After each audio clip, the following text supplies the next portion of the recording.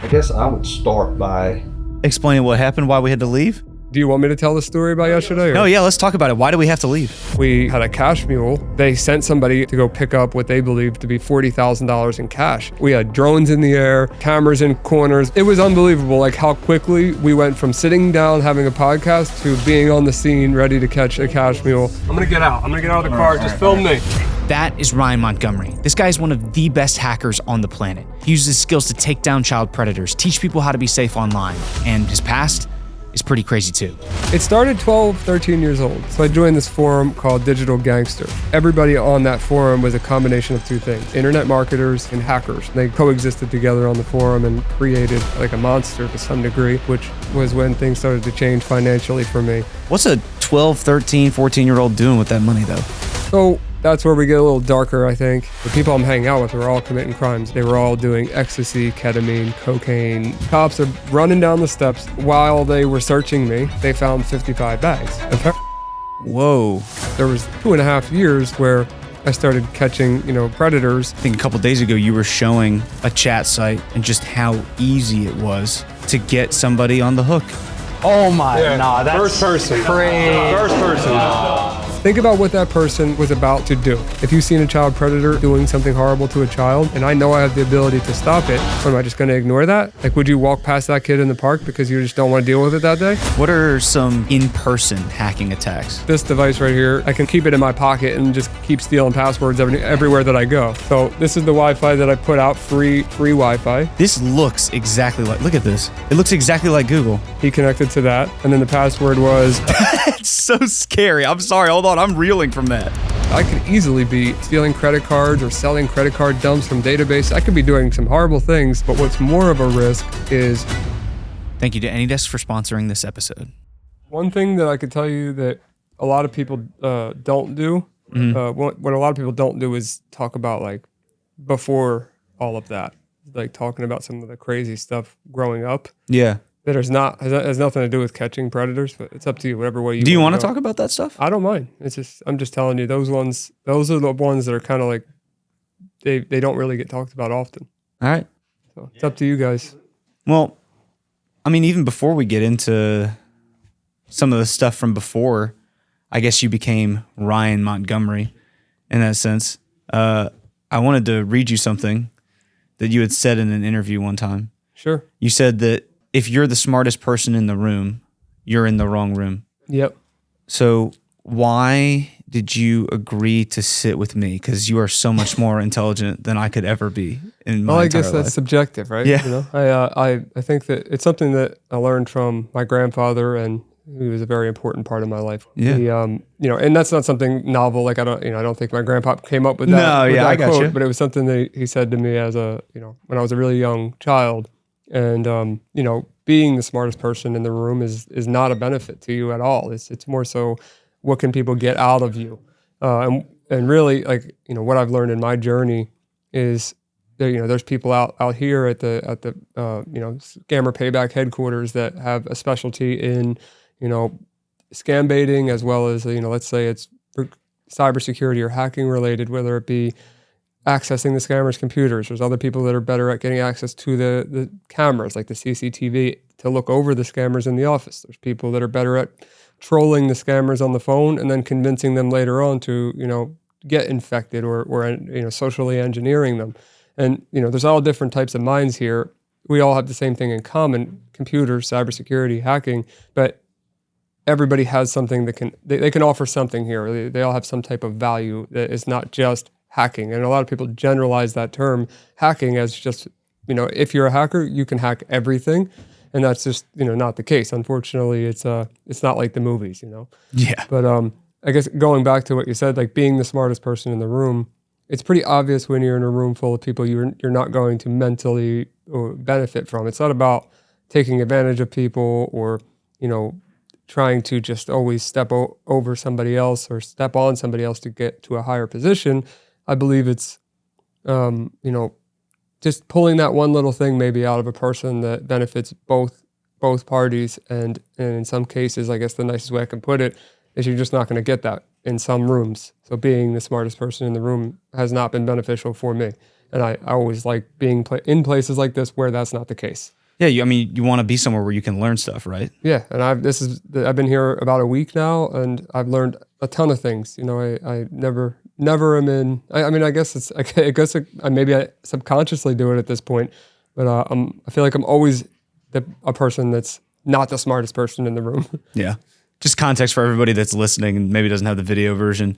Right now, we're doing a week of hacking kind of here at Scare Payback headquarters. We've got a bunch of guys here, Nanobator, Jim Browning, John Hammond, Midnight. You said that you've learned a lot from these guys since you've been here. When you look at people like Nanobator and Midnight, did they remind you at all of you when you were younger? Absolutely. So the ambition that they have, the energy that they have is completely different to what I feel now at 31. I'll be 32 in a couple months, and just seeing how excited that they get, and just how dedicated they are to not just helping people, but finding out, using the next exploit to get into a machine or to pivot off of that machine to another one. It reminds me a lot of when I was younger and being so excited to be taught or shown something new. And it's almost like a refreshing feeling to see it happen, with them. Yeah. Because I feel like an old guy now, and they seem like the kids, they're adults, but they're barely adults in my eyes.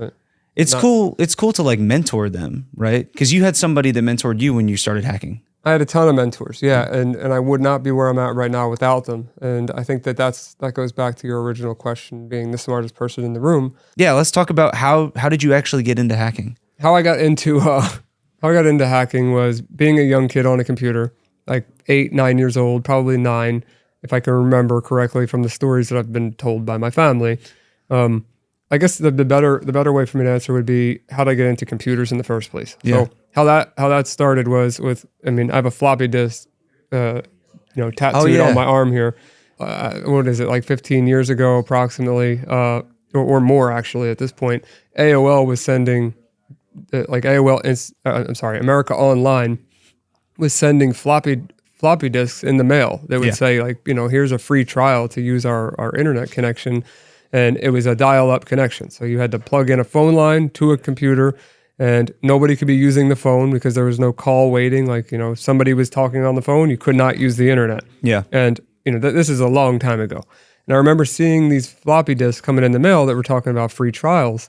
And I saw that the shape of the floppy disk was the actual shape being a square with, to the younger kids, it looks like a download or a save button. Yep. But I saw that shape, and I saw that on the physical desktop computer that my grandpa brought home from work. And for whatever reason, at that young age, I thought, well, that looks like that, so let me put it in there.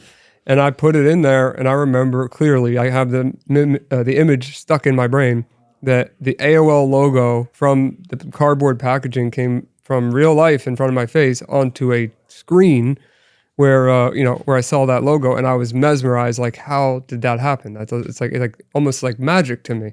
How could it possibly have went from real life to that screen? When immediately piqued your curiosity. Yeah, just like, I understand obviously how that happened now, but being a little boy, it was just fascinating. So from there, I just wanted to learn about computers, and I thought that they were magic, I guess is the simple way to put it. From there, I started joining these communities, and online communities at least. I was never into video games, so I didn't really have that background. It was more so just joining communities of people, like just chat rooms. And in those chat rooms, I ran into a couple people who were doing things with the instant messenger that was built into AOL, called AOL Instant Messenger. And they were doing weird things like kicking people offline and doing this thing called a scroller, where the chat would fly up and down and like zigzags and do all kinds of crazy things. And I wanted to do that. I wanted to have the power to be able to do those things. And the only way that you're gonna figure that type of thing out, especially at that time, because you couldn't just Google it. That wasn't an option. There weren't cybersecurity platforms to look into, like, what is an AOL booter? What's an AOL scroller or AIM scroller, whatever you want to call it. It really wasn't a thing back then. There weren't cybersecurity resources available at that time. So the only way you were going to learn any of these methods were reaching out to the people in the communities and yourself. It was funny because you talked about the guys here, and it is the same thing. I mean, if one of these guys finds a vulnerability in one of these platforms, I can assure you that everybody's flocking to their computer, asking them how exactly they did it and how they could replicate it. You know, it's someone's at the door. Yeah, wait, hold on. Who's the... I don't know who that was. Hey, we got feds outside, I think. Yeah, he just went around back. I don't know whether to continue or not because I feel like... Well, that would be a great ending. Yeah. Hey, guys, I think there's feds outside. Yeah, guys, we couldn't finish this episode. Real quick, before we get too deep into this conversation, I just want to explain what's going on here. You heard me mention earlier that we had a ton of hackers at the office the week that this was recorded. Well, one of the hackers, Knight, he managed to convince a scammer that we had a package with $40,000 in cash. And the scammers were actually sending somebody to our area to pick the package up. So what you're hearing right now is us trying to coordinate with the feds to get that guy arrested. Keep all that in mind. It's going to come back later. But for now, let's jump back into the conversation. All right. Well, let's see. Where were we? We were talking about how to find a mentor in cybersecurity and why I found what them you were place. doing in the AOL instant messengers and So being a part of these chat rooms, there were all kinds of different people in there, including hackers. And the only reason that I knew that there were hackers in these groups were because they were messing with the chat themselves. And I didn't have a clue at that time how they were doing it. That fascinated me as a kid, and I just pestered the crap out of them until I became that kid that just wanted to learn more information, I guess is the way to put it. And eventually, I can't name every one of them because it was such a long time ago, but I do remember a few of them by name that were, I guess, what's the word for it? I guess instrumental in my journey to learning cybersecurity. And, and at that time it wasn't for good. There wasn't the white hat, gray hat, black hat. It wasn't really like categorized yet. It was more just, I'm going to modify computers and make them do things they're not supposed to do, and I'm going to be a hacker. And that was it. Whether that be maliciously or not, there just wasn't really a title on it yet. It was just called hacking. And back then, like I said, being persistent and asking questions, how do you do that? How can I, like a lot of times it would just be like a method that you download somebody's program that wrote something, not even something you wrote yourself, somebody else wrote it. Getting them to give you that program so that you can do it and mess with your friends. And I liked having that, I guess, like I said, quote unquote, power, which as a kid, when you are messaging all of your friends who are also using Instant Messenger and they're not hackers and you're doing something to their computer, it's almost like a magic trick, very similar to a magic trick, but using technology. And, those mentors, they stayed in my life for a while in the AOL Instant Messenger side of things, and we messed with a ton of people, never hurt anybody in any damaging ways, but just messed with people, tried to take over accounts, and there was a huge demand. I remember it just came back to me, a huge demand for usernames back then, and there still is to some degree, but at that time it was like, who has the shortest username? Who has the one of the most popular usernames was God. If you just had God. Oh yeah, I can see why. Yeah, which was an awesome username to have on AOL Instant Messenger, or AIM. I'm just going to keep calling it AIM. Yeah, that's fine. And that God username jumped from person to person to person to person, and then somebody would find an exploit, and they'd have AOL staff access, and they'd be able to take another account or kick an account, ban an account. You could it was like God mode for AIM, and then skipping a bunch of time in between that, just a lot of mentorship, a lot of friendship, a lot of just everything. I just spent a lot of my time doing that instead of gaming and going out and playing. Like for example, a lot of kids go out and play sports with their friends, or they ride bicycles around and they do their thing. My thing was sitting on the computer and talking with my friends from God knows where, and. Time goes by, and then there's some forums that start to pop up. And forums, they still exist current day, but they're not nearly as popular as they were back then. And the forums I was a part of were full of people that were not really trying to do good things with computers, but like some of them were credit card scammers. Some of them were trying to install Trojans on as many computers as possible and then resell those bots for, let's say 20 cents for an international bot and 50 cents for a United States bot, which just means an infected computer in that location, whether it be internationally or nationally. And you could either be a buyer of those bots, or you could be somebody that is spreading your malware and then reselling those bots if you chose to sell them. And, I would say I was in between, because in the beginning I'd buy them and I'd fun with them, trying to figure out who else also had access to the same bots that I bought. And then I'd also, try to remove them from the machines. And then the ultimate goal was to take whoever the seller was, figure out what their persistence mechanism was, how they had access to the machine, and remove their access so they couldn't resell the same bots that they're selling, over and over and over again. And so I joined those forums, but I wasn't really making a bunch of money. And maybe I'm 10, 11, 12 at this time. I don't know the exact age of when that started, but I wasn't making a ton of money doing anything. I was more just for fun. So then I joined this forum called Digital Gangster, which was when things started to change financially for me. And I also put myself in a lot more risky situations there, because a few of the Digital Gangster members, if you do some research into it, you'll see a few different celebrities got hacked, and big companies, got defaced, and even one of the administrators, YT Cracker, a great friend of mine, current day, he hacked NASA and FBI and all these insane places. Whoa. Yeah. But he was also a young person at that time.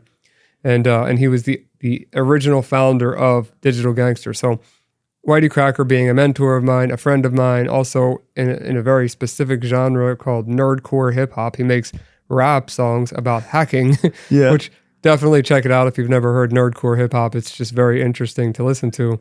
And Whitey Cracker has all these songs that, are very realistic. That he doesn't make up things. Well, because they're about his experiences. And then just his knowledge in the space. And he finds a way to rhyme some things that don't rhyme, but, so whatever. He was like an inspiration to me to some degree at that age. And everybody on that forum was a combination of two things. They were internet marketers and hackers, or cybersecurity professionals, whatever you want to call them. And that is where the money started to become a thing. We had our private chats were all through AIM, but a lot of our communication just was on the open forum on Digital Gangster. And the goal sometimes with internet marketing, especially with affiliate marketing, is the goal with affiliate. If you're not familiar, like anyone watching, what affiliate marketing is you generate a link, and that link is associated to you. And then if you get somebody to click that link, you get paid for them to sometimes sign up for a service that's free.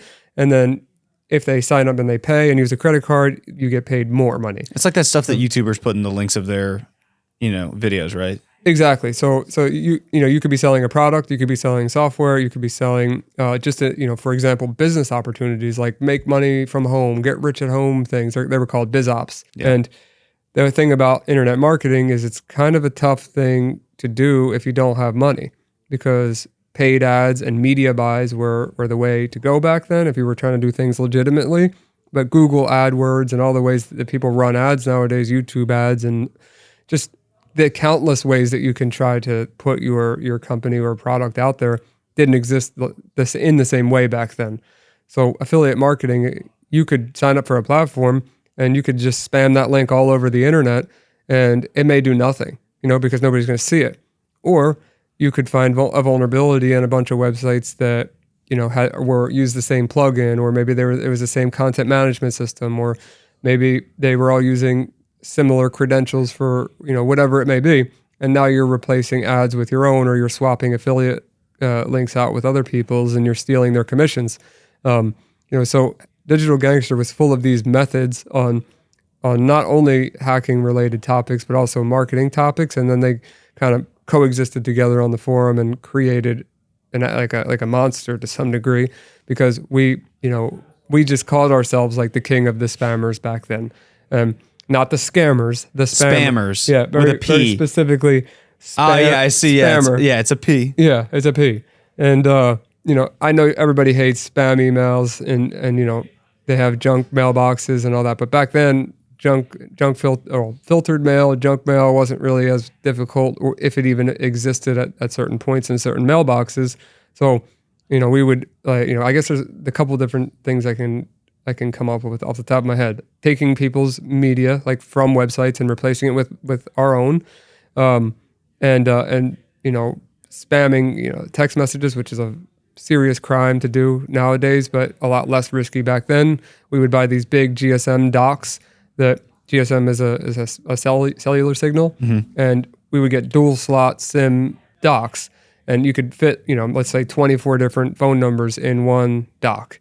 And I'll say, instead of talking about the name, because the company's still around, we would buy these prepaid SIMs, and we'd load them all in, and then we'd blast out text messages to a ton of people, and make a commission on those sales, which ended up doing well. And then I thought, well, I have a pretty creative idea that I could do here. So Craigslist, which still exists today, but you could go on Craigslist and post and say, hey, I'll give you $5 if I could download your contacts, which back then, which you can still do today as well, they're called a V card. You could download one contact, which could be a V card, or you could download all the contacts in a phone with just one V card file. And I offered $5 to buy people's contacts in specific areas.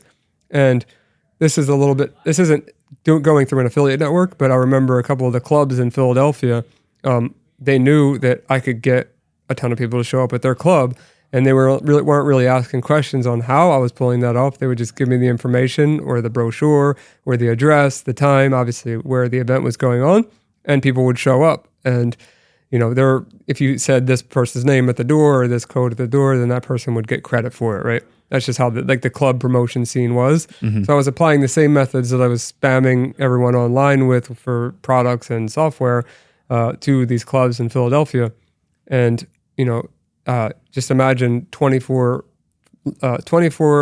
times however many, GSM modules I had back then, times that by, a few different docks, and you're sending thousands of text messages per minute. And that's going to real contacts in the area because Craigslist is localized. And, people would show up at these clubs and they'd pay me quite a lot of money at a young age just to fill up these clubs. I was going to say, you're at a young age here. How old were you when you were making all this money? It started 12, 13 years old. So when I started to make money in marketing. Yeah. But I would have made $0 without the ability to hack something. And I wouldn't, I guess it all, like I said, it intertwines together. Like the internet marketing and hacking is the reason why I'm where I'm at right now. And I'll get more into like why I maintained success without becoming a criminal. But in my childhood, it was a lot of crime. It wasn't directly like hurting anybody. It was more annoying. I guess the only thing that would hurt somebody would be, maybe I'm stealing their commissions, and then they notice a week later, they swap the URL back, and whatever, they lost out on a week's worth of commission. Still the wrong thing to do, but could have done worse. Yeah. Spamming people's cell phones to say, hey, you should come to this party is annoying. I don't think that's really hurting them. That's just my opinion. But, nowadays you get caught spamming texts like that, you're going to prison. Yeah, I was going to say, it's very different now than it was back then. Yeah. I want to give a big shout out to AnyDesk for sponsoring this episode. Look, we've been working with the guys at AnyDesk for a couple years now, and they are really leading the way in the fight against scammers. They've stepped up in a ton of huge ways, like helping out with scam victims, creating a tech coalition with other big companies to fight these scammers. Even just partnering with channels like us shows the world that AnyDesk means business. And if you're looking for remote access software or you work in the IT space, you should definitely check them out. Their software really is top-notch. And they're always introducing new features to help boost your productivity. So once again, thank you to AnyDesk for sponsoring this episode. Let's get back into this conversation with Ryan Montgomery. What's a 12, 13, 14-year-old doing with that money, though? So that's where we get a little darker, I think, about my past. So it's no secret. I've talked about this many times that I had a drug addiction at a very young age. And I can explain that, because while also being a part of these online communities, I started to find these raves, which raves, I don't know if they're still as popular as they used to be, but these raves in Philadelphia that would go on, from 8 o'clock at night till 6 o'clock in the morning. And they weren't checking IDs or anything at the door because they were illegal parties that were being ran in, some pretty dangerous parts of Philadelphia. But the raves were full of happy people. I mean, there was a phrase back then, plur, peace, love, unity, respect. And, like being there felt like a safe space to me. I was always very different when I was younger. Like I had long black hair. I had, double piercings up here called double Monroe piercings, covered in tattoos as a kid. Like, I didn't really look my age, I guess, at that time. And, I started going to these raves and having fun doing it. Really wasn't ever into dancing, but I loved the music. and I loved the people there. And so going to those raves, what you are who you hang around, basically. Yeah. And if you're in a let's say we were in a crack house together, you and I, Daniel, for a week. Yeah. Even if we don't end up smoking crack, something bad is going to happen. Yeah. It's just, you hang around raves long enough, or you hang around these parties long enough, you're going to end up doing what everyone else is doing, which is drugs. And I was a young kid with a developing mind. And I'm not saying that it wasn't my fault to make the choice to do drugs, but the process that a lot of people went through, especially, I know quite a lot about drug addiction, which I'll get into that in a minute, but the normal process is like, I tried smoking a joint, or I went and, took a shot of my mom or dad's vodka out of the cabinet. And like, that was the first time that I tried alcohol or smoking weed. But for me, that's not where it started. It started with going to these raves because I liked being around people, and having fun. And I didn't really fit in much in my school. Or any school that I was ever in, which I was in a lot. Those parties, I just felt more welcomed, and they were more my people. So I guess the negative side of that was they were all doing ecstasy, ketamine, cocaine, and other drugs, but those were the main three at that time. And somebody says to me, I remember his name was Raver Dan. His first name was Raver. Well, his nickname. Yeah, because it feels a little on the nose. Yeah, I know his full name actually. Yeah. You don't need to expose him though. No, I won't. But he did not know my age, so I can't say he's like he gave a kid drugs. Like he wasn't thinking about that. He just wanted to sell as many. He thought you were a peer. Right? Yeah, exactly. Yeah. And I was, but I just was a kid that was making stupid choices. So I decided, well, let me try ecstasy, right? And there wasn't any Molly back then. For anyone that doesn't know what Molly is ecstasy that's supposedly purified. That just didn't exist when I was a kid. There was no such thing as Molly, and I stopped using drugs before Molly, but that's what people are familiar with now. Yeah. So I took the ecstasy pill, and it was probably the best feeling I've ever had in my life. I still remember to some degree my first time ever being high, which was, I loved it. I did it almost every single night, and I did it for years. And what ended up happening was at the end of the night of these raves, not only are you exhausted, tired from staying up till 5, 6 o'clock in the morning with all these people, you feel like crap from the come down of ecstasy. It's considered a stimulant. And I would just deal with it, and it would be really hard to go to sleep. And all I'd be thinking about is taking another one because it would somewhat get rid of that horrible feeling. And somebody eventually told me, like, hey, you can take this and it will make you feel better. And it was oxycodone. And I remember it was a 30 milligram pill. It was a little blue pill, which people call nowadays blues or 30s or perks, but they're actually not Percocet, they're oxycodones. Oxycontin, yeah. And I took this oxycodone 30 milligram pill while I was feeling the come down effects of ecstasy. And all of those feelings went away. Like I had zero come down, zero side effects. I felt probably better than I ever did on ecstasy by just taking one painkiller from a pharmaceutical company. And thinking of that now, it's like, wow, it's like it's something that people take every day for pain management.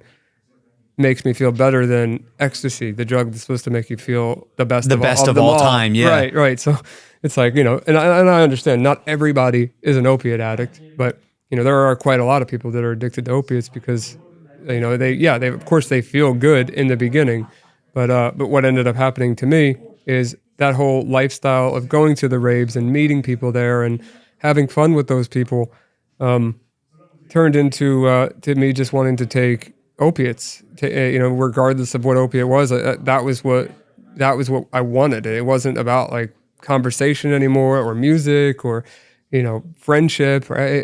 It was just about finding that next opiate. I didn't try anything more severe than pills at that point. But then I started to run into a roadblock. Like I can't afford these pills because they're like $30 a pill if you're buying them individually. And, even the other smaller dose, Vicodins or actual Percocet, like 5 milligram Percocets or, any of these other opiates, they all were like $1 a milligram back then. And you had to find somebody that had a prescription. And then when they ran out, or a dealer that had more, multiple people's prescriptions. There was doctor shopping. At some point, you run out of money or you run out of people to buy the pill from. And then what you deal with is opiate withdrawal. So going through opiate withdrawal as a little teenage boy, like, I can recall all the times just sitting there obsessing over getting high because I was physically sick, not just mentally obsessing over the drug, but physically going through it. And it's like, imagine the worst flu you've ever had times a million. And then on top of it, the mental obsession that is on top of it, that that if you just take that drug, you're going to feel normal again. And going back to what I was just saying, how great opiates make you feel. Yeah, they make you feel great for a couple weeks, a month, but eventually your tolerance goes up. You need more, you need more, you need more, you need more. And then eventually you can't, you just don't feel anything anymore. You're just taking them to feel normal, which I know it's common sense to most people, but what ended up happened, like the reason why there's a story that I'm sure almost everybody listening to this knows is if you know a heroin addict in your life and you ask them, how did you start using heroin? They're going to say painkillers. Yeah. It's very, very rare that someone just says, let me just try shooting up heroin. I think it's very... that's not the first port of call. Exactly. Yeah. It's not like, most people will say, I'd never use a needle in my life. I'm scared of needles. That's disgusting. You're a junkie. All the things that people would say that have never been in my shoes or in opiate addict shoes. So running out of people that had these pills, running out of the amount of money it would cost to meet that tolerance I had every day. I was at this party. It was like at a house party. It wasn't a rave at this point. It was a house party full of people that were doing various drugs, including heroin. I haven't tried heroin yet at that point. And it was these bags. I'm pretty sure it was Darth Vader that was on the bag. And it was like the way that heroin is, it's a plastic baggie, a clear plastic baggie. And then inside of it, there's usually a white or blue wax baggie that's folded into three. Yeah. And then at the bottom, so you would take it out of the clear bag, you'd unpack the wax bag, and then you would have this long wax baggie, and then the bottom would have this very thin layer of powder. And I remember the guy that introduced me to heroin saying, just try snorting half of this bag.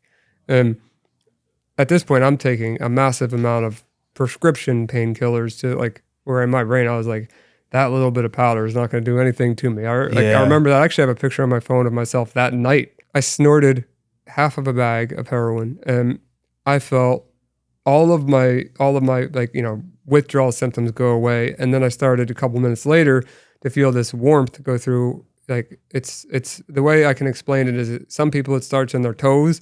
For me, it would always start in my chest, and it's like a warmth that was in my chest that would just kind of go out and expand throughout my body, literally to my fingertips. And it would feel like a warm blanket that's just surrounding your body, and you have no care in the world.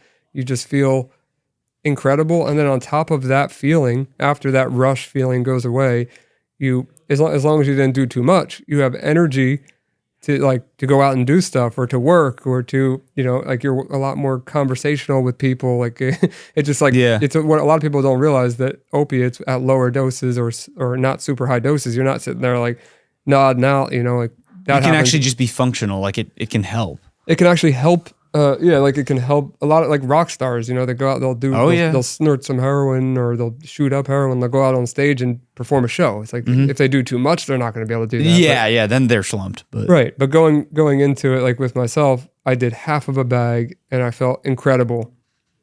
And, the only reason for the difference, because opiates are opiates, whether it's from a prescription pill or a company that's producing these pills, or it's from Afghanistan and it's heroin. I mean, they are opiates, and some are opioids, which are synthetic opiates. They're all attaching to the same mu receptors in your brain, gut, and spine. I believe are the three areas, and they do this very similar things. But the thing about heroin, which was a little different, is that heroin acts fast. So, morphine is just morphine sulfate. Heroin is diacetyl morphine, which is just a faster acting morphine. That's basically what it is. I mean, it's either diacetyl or diacetyl. I forget. It's some European or American combination. I forget.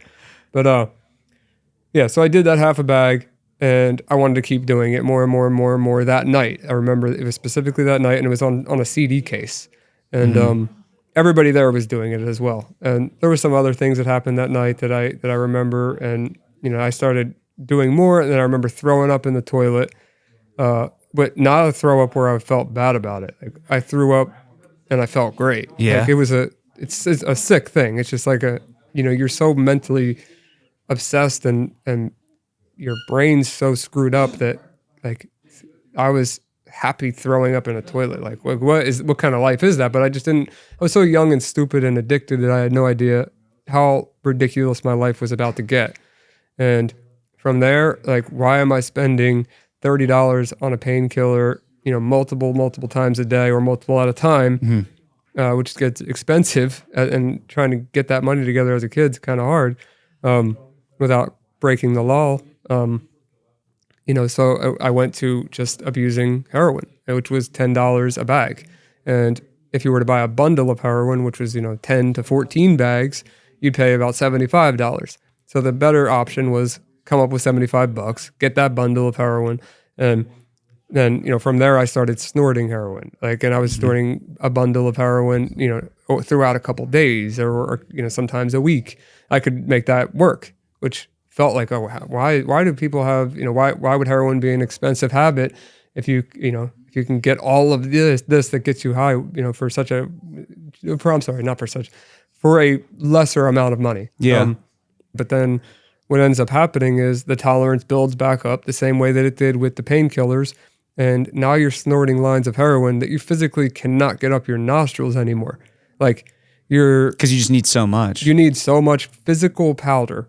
And I think, we could go into a whole conversation about now, like 2025 heroin, which is like fentanyl, and that's a whole different problem. Back then, there was not fentanyl in the heroin, which is crazy for me to say that. Like, I wish that heroin addicts nowadays would be, because it wasn't heroin. Cut with stuff back then. It wasn't cut with. It was cut with like baby laxatives and all these weird things, vitamin D, but nothing as dangerous. Yeah, as not fentanyl. something that's like a literal poison. Like, there's all different types of fentanyl, but that's a whole different conversation. Yeah. My going back to what I said, I was snorting so much that I couldn't fit it in my nose anymore. And this guy, Tom was his name, taught me about shooting up. He was like, dude, just try it. If you don't like it or whatever, if it freaks you out, don't do it. Like, whatever words he used, he convinced me to do it. It was him sitting on the floor and his girlfriend. He taught me that, how to do that. And he was like, you got to find a vein. So he's looking on my arms and whatever. And, he's showing me like, just go into one that's visible or whatever, which I've always been skinny and pale. So it was pretty obvious that, how to. You can find the vein. Trust me, I have the same thing. Yeah. Like, I didn't need to squeeze my arm and, it's no pretty tourniquet obvious. was needed. The vein was already there. Exactly. I didn't have to pull my belt off and tie it off at that point. It got worse to the point where that did have to happen. But in the beginning, all my veins were healthy and good.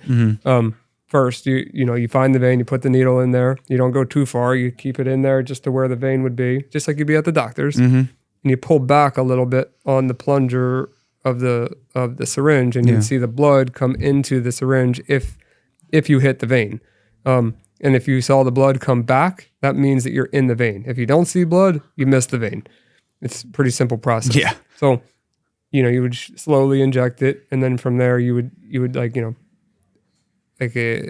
I remember the feeling, and I remember my starting to panic a little bit because my arms started to have these red blotches show up all over the place. And I don't know if it was a reaction or because it didn't happen ever again after that, but I had these red blotches like on my hands, on my arms, all this weird stuff. But a couple seconds later, it's like that feeling I was talking about in my chest was like way more intense. Like, oh my gosh, am I gonna die? But like, this is awesome. Like it was like both extremes at the same time. Yeah. And like at that point, it was I don't think it was a full bag that I injected the first time because it's scary. It's a little bit like nerve wracking. Yeah, you don't want to go to the tallest roller coaster in the park before you. Right, I wasn't going to take the dosage, the ridiculously high dose that I was addicted to prior to learning or agreeing to shoot up and try that dose, because if I would have died. That's the facts. And nowadays, God knows, because one bag could be the same as 15 bags. You don't know. Nowadays, it's just obviously not even worth it's not worth being an addict in general, but it's now that you're just asking to die. You are asking to die. It's not worth even risking it with any drug, not just heroin or painkillers. There's fentanyl found in like everything. But yeah, so the heroin addiction for me started there. Well, the injection part of it was I guess where things started to get really bad and my life started to flip upside down and started to get in trouble with the law as a kid, even more so.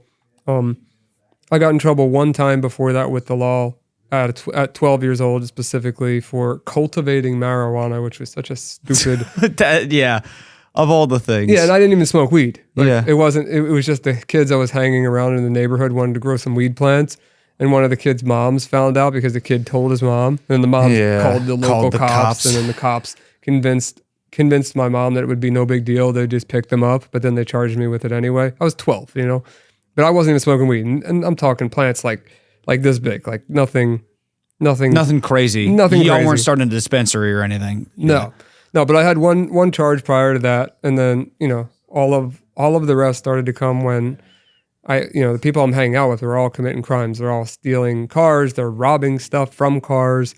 They're breaking into buildings. They're some of them doing home invasions and robbing stores. Whether not like what you would imagine like at gunpoint, but like going in and stealing the cash register right off the table if it wasn't bolted down, or just doing wild things just to get money. And then we started to come up with these hustles, which were like baby formula actually happened to be one of the hustles that, if anyone watching this knows anything about addiction, there were these shops in Kensington, Philadelphia called poppy shops, which were like the Hispanic or a lot of Puerto Ricans were living in Kensington at that time. And they would buy the baby formula from you, no matter how many you had, for half price, half of what the MSRP of that baby formula was, because they knew they could resell it for more money. They didn't care where you got it; they just wanted to buy it. So we would steal baby formula from the suburbs all over the place, and bring it, and it would support our habit that way. But the one thing that I had in my benefit was I didn't always have to do petty crimes and put myself at risk like that because I had a computer. You were still doing the hacking. Right. And I was able to make money from affiliate networks. And I was, although being heavily addicted to heroin and experimenting with many other drugs, I still functioned very well. Like, which doesn't mean that, like, I would say it's more of I was lucky there.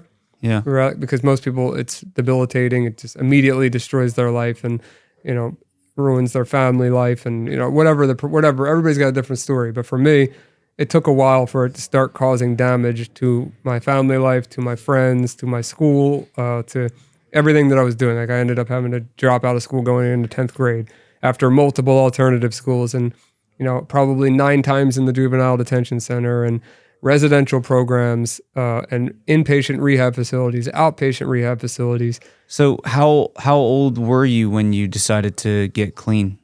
So I don't think that the word decide was what happened. Okay. Was it like you had to, or? I stopped using drugs. I haven't done drugs since I was 17 years old.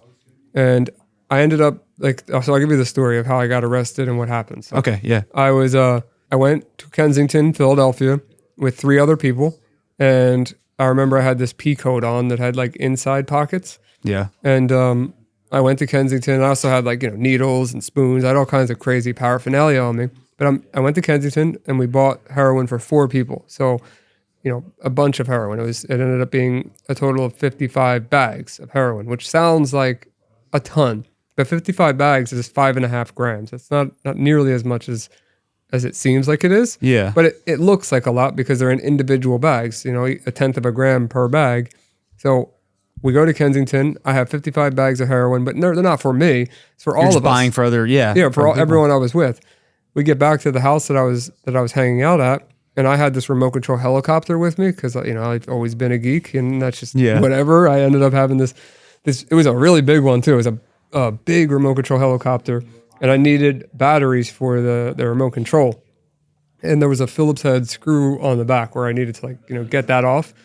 And the way that this house was set up for the person's house I was at, was a duplex. Like one person lived on one side and then he lived on the other side. Yeah. And there were these double doors in between the 2 front doors that you pulled up. And then if you walked down them, that was where the basement was. I forget the name of what those basements are called, but it's a shared basement between these two people that were living in this house. Well, the neighbors saw me go down into that basement and thought that I was burglarizing the house because they didn't know the guy that was living in the other side, and they didn't know me. So they call 911, the cops, and I didn't know that they didn't say anything to me. And I'm down there looking for a Phillips head screwdriver. Like, I'm not burglarizing anything. Cops are running down the steps. I still remember that clear as day too. They ran down the steps. They immediately, restrained me. I have a mugshot. I have blood coming down from my forehead. My eyes are both black eyes. I got, a cut on my face here because they ripped my lanyard off my neck and smacked me in the face with that. I didn't resist at all. They were just very aggressive cops, and they thought I was burglarizing the basement or whatever. I don't think that justifies beating me up, but they did. No, definitely not. And while they were searching me, they found 55 bags of heroin, and it's very hard to explain. Like, using common sense, you say, okay, well, look, these people all are obviously addicts. If you look at them, they all look like addicts. None of them had any drugs on them, but they all have paraphernalia on them. This one guy has all of the drugs. Like, it's either, the way that they framed it, though, wasn't just possession. They charged me with possession with intent to deliver, manufacture, and distribute heroin. So they basically threw the book at you there. They threw the book, which is a felony of the first degree, and the same category as murder.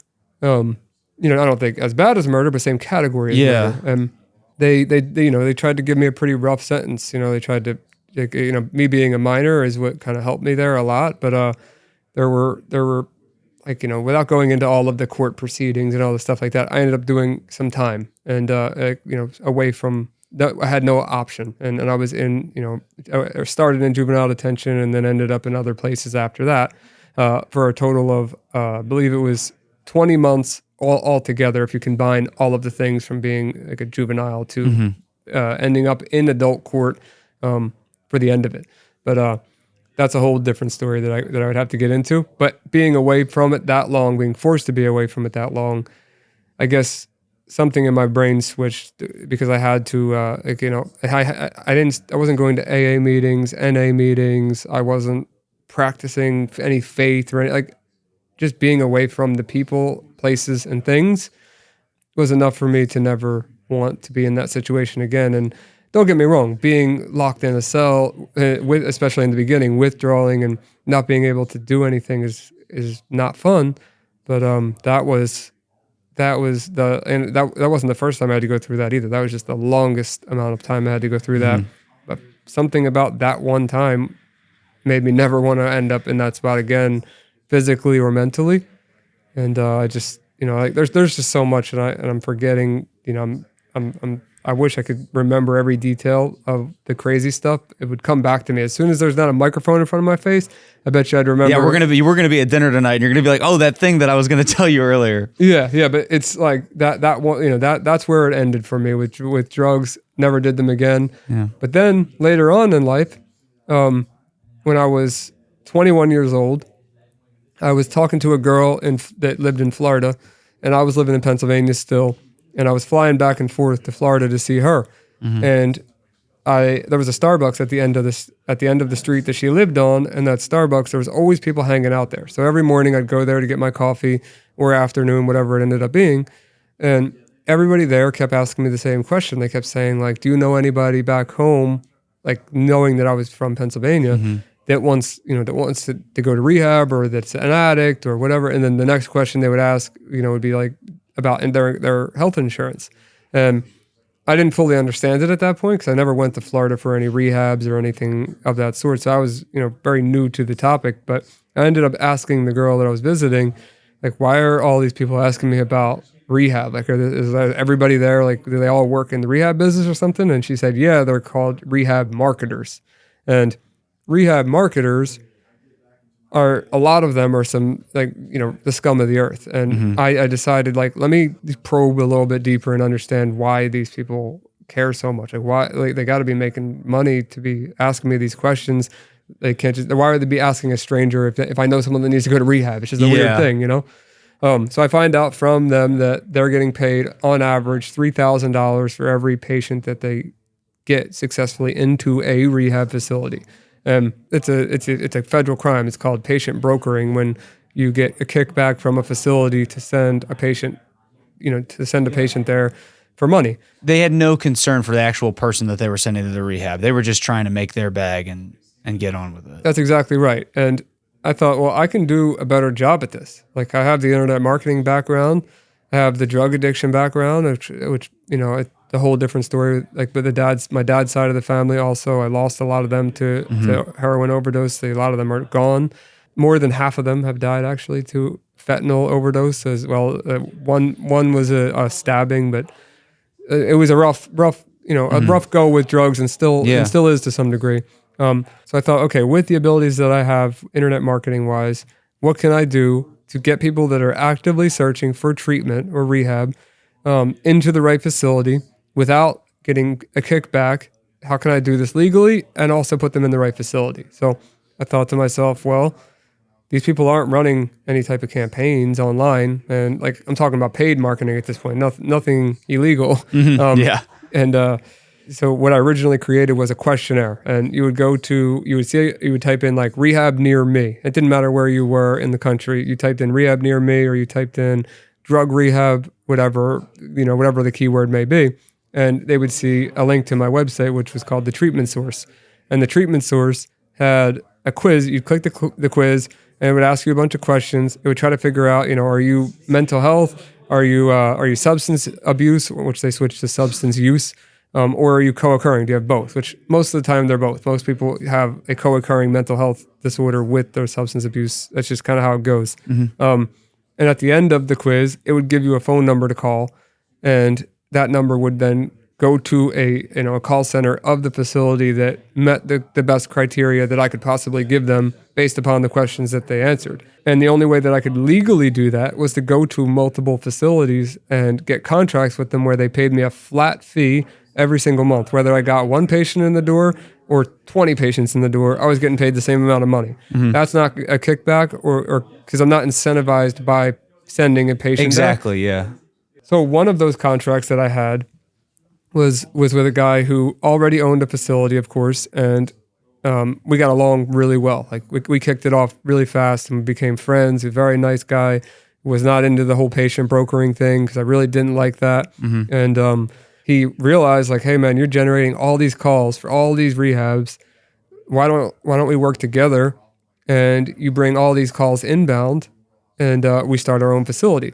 And it was both of our idea, to be honest. But he already had the facility. He had the knowledge of how to start one, the connections in Florida, which I didn't have yet at that point, other than just the rehabs. He had like the real estate agents and the lawyers and the compliance people, everything you would need to get a facility started. So he was essential when it came to doing that. And then I had the most important part when it comes to business, the leads. And a consistent way of getting those leads. So I convinced him to sell his shares in his facility and then open up one with me. And the way that we did it wasn't small. So the way, like, normally when you start a rehab, you start something like an intensive outpatient or an outpatient where you rent out an office space, you put chairs in a circle, you pay one therapist that takes notes, and they show up, the patients show up every night, and it's a different set of patients every night, or 3 times a week, depends on whatever type of setting that you have. And then you build the insurance, or you do cash pay for those patients. So we were going to start the simple approach and do that. But then we thought, well, we can't really fly people into Florida for outpatient treatment. It doesn't really make sense. So Florida has this model where there's like a community housing aspect. So you could get a community housing license where you can put the patients in a apartment building or house. We had apartment buildings that we got 10-year long-term, they're called triple net leases on. And we would house the patients in there. We would do 2 per apartment. And, they get their own rooms and everything. And we would use the vans to transport them back and forth to our facilities. And we started with, instead of that outpatient model, we did partial hospitalization, intensive outpatient, and outpatient. So we had 3 levels of care day one. And to have 3 levels of care, you need a ton of staff. And he was familiar with how the insurance companies paid, but I wasn't, I wasn't as hip at that time. And I remember that when we first opened the doors, it was a very substantial amount of money just to get things moving with, multiple community housing locations. We had a clinical building, we had a call center, and we had to buy multiple vans to get, like, we bought Mercedes Sprinter vans because we thought they were, like, they were a nice flair to add to it, Yeah. And that was like an X amount of dollars. It was very expensive to do what we did. And then we had to hire a bunch of staff, which is also very expensive. And when you bill an insurance company, it's not like they get the claim from you and they just want to pay you immediately. No, they definitely don't want to do that. Right. So when you have to pay bills and you got all of these different things you're paying for and you got all this staff, your overhead's pretty expensive. Every month you're paying, a pretty large amount of money. And it takes on average about 90 days on average to get paid by an insurance company. And so we basically just made it by before we started getting our first checks in the mail, because we didn't even have direct deposit yet. And when you first start signing up with these insurance companies, they don't even allow you to do direct deposit immediately, at least at that time. And I remember getting our first checks in the mail, and some of the pressure started to come off, but the pressure of keeping the clients coming in the door was always on, because if you got to think of it like this, it's a rotating cycle. A patient comes in, they complete their stay, or they leave, like a AMA from rehab. They're like, they leave without Against medical advice. Yeah, like that's what AMA stands for. When that person leaves, you want to replace them immediately because there's a business aspect of it, and then there's the rehab where you really want to help people aspect, and it's tough because you don't want to mix those two things. And that's why we had a call center. Just a heads up, like I'm skipping some parts of this story because I don't want to go too deep into this. You're good. The call center part of the business was not just for the inbound calls for the campaign I was running. It was also for business development, for HR, for accounting. All business was done in one part, and then all of the clinical stuff was done in a different part of the building, like 2 different office suites completely. And we had basically the whole top floor of a building at that time, which was our first facility. And so the money started coming in, and I'd never seen money like that in my life. The amount of money we were bringing in, like not just profiting, just bringing in gross. Generally, our gross income was ridiculous with just one facility staying full at all times. I took all of those contracts I was talking about with all the other facilities, and was providing all of the calls inbound to my facility. And I made sure, like I said, I don't want someone to not meet the criteria. I don't want to screw somebody over. So we were a mental health and substance abuse facility that offered trauma therapy, eating disorder therapy, CBT, DBT, EMDR. We had basically everything. Yeah. And if somebody didn't meet our criteria, like I said, we had business development, and business development would refer them to a facility that did. And I always kept that same moral compass that I wanted people to get quality care. And if money came from that, great. If it didn't, at least I knew I was doing something for people that I could relate to some degree with, because I was in their shoes at one point. But that was that. So starting those rehabs was a game changer for me. And then I'll get into a quick little hacking story that happened from it. Mm-hmm. So when you start a rehab, you need an electronic medical records platform. And the electronic medical records platform we used was called ZenCharts back then, which was one of the largest medical records for substance abuse. It wasn't for the ZenCharts. People show up, and I'm this young guy that definitely doesn't look like I own the facility. And I remember they came in to a small room, a little conference room that we had, where they were going to train the staff on how to use this medical record platform that none of them were familiar with because they all liked this other one, right? Yeah. So the medical record people, they were going through the training with the clinicians, and they were just kind of ignoring me. Like they weren't giving me any type of respect because they, for whatever reason, I'm assuming they just thought I was just some random staff member that they could ignore. And I started asking questions, and I had to basically tell them that I was the owner of the facility, and they were like, "Oh, I'm sorry, I didn't know, blah, blah, blah, blah." And then we started talking about cybersecurity. So whatever way that conversation came up, I don't know. But they said that they got a penetration test done on their medical record platform, like maybe it was a couple months before we started using them, and it was $40,000 for what they paid for this penetration test. Sheesh. And I said, "Well, hey, do you guys mind if I take a look?" And they're like, "Yeah, go ahead, no problem." And they were like cocky about it almost. Of course, because they just paid $40,000 to a company. I think if you paid $40,000, you would want to feel pretty confident that you didn't waste your money. But I have a feeling that's not where this is going. That is not where this is going.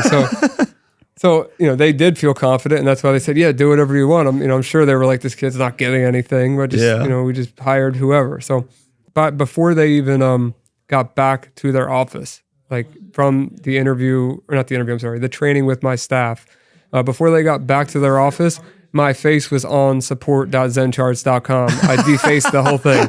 That's amazing. And I found some other vulnerabilities as well. There was disclosing patient information, which is, well, that was just far worse. Yeah. Yeah, which is far worse. And from there, they were like, oh my gosh, man, this is ridiculous. How did you do that? We want to hire you as a consultant, right? Yeah. And I was like, well, I got all this stuff going on. I'm super busy, but I'll do it. So they were paying me a set rate every month just to be their security consultant. And I did that for a little bit, and then eventually it didn't really need to be done anymore because there wasn't any new versions coming out, and at least no new vulnerabilities were existing at that time for those platforms. And we separated, but we stayed in touch. I stayed like every once in a while. I'd check in, they'd check in on me. It was always good. Years later, I sell my shares in the rehab, and I go just to hang out at the ZenCharts office, like the medical record company's office, with no intention to be involved or anything, just to hang out. Mm-hmm. And those guys, were just really cool guys. I really liked them. And I was going there every day. And one day we decided to set up one of those plastic foldable tables in the CEO's office. And I was working out of his office trying to build a cybersecurity company because I didn't have a new office yet, and I didn't want to work from home. I hated working from home. I hated that feeling. Somehow, some way, I got involved in ZenCharts, the medical records platform, and within 12 months of me getting involved, just showing up, being a part of, just being there, surrounding yourself with people that are smarter than me, turning into something that was a very profitable and great decision. Not even 12 months later, the company gets sold for 8 figures, and which is a substantial amount of money. And that money got distributed to the partners, and then we started a bunch more software companies. Which now today we have Pentester.com as one of those software companies. It wouldn't have been possible without the sale of that medical record platform. And Pentester is my baby, as well as a few others, but that's the one that's most relative to this conversation. Yeah. Now people can scan their emails and do reverse facial recognition and scan their phone numbers, to see what on the dark web exists about them. They can remove their data from data brokers, people search sites. Yeah. That it's just really awesome that I'm able to do something like that with, it went from one extreme to another extreme to another extreme back to this extreme, and now I'm back where I started again as a little boy. I'm back hacking again, all full time though now, and I'm not breaking the law, and and I'm making more money than I've ever made committing crimes doing the right thing. It's good. I feel like it's good to clarify that you're not breaking the law anymore. I feel like you can't say that enough. Right. Exactly. So it's always good to put that out there. I think that's something that people don't really talk about a lot.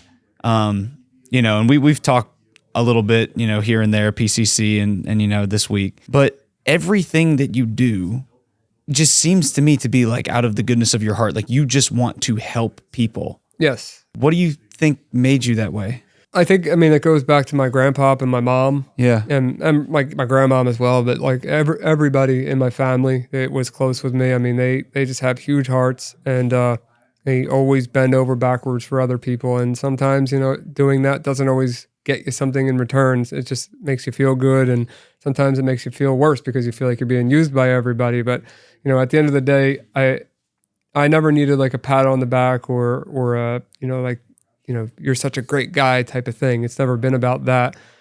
Something that people don't really know about me is that they could find out if they researched enough. There was 2.5 years where I started catching, predators, where nobody knew my name. I wasn't posting content on YouTube. I was just dealing directly with YouTubers that were already catching predators, but they didn't have information on those predators yet. Mm-hmm. So I was doing what's called an open source intelligence investigation on these predators, OSINT.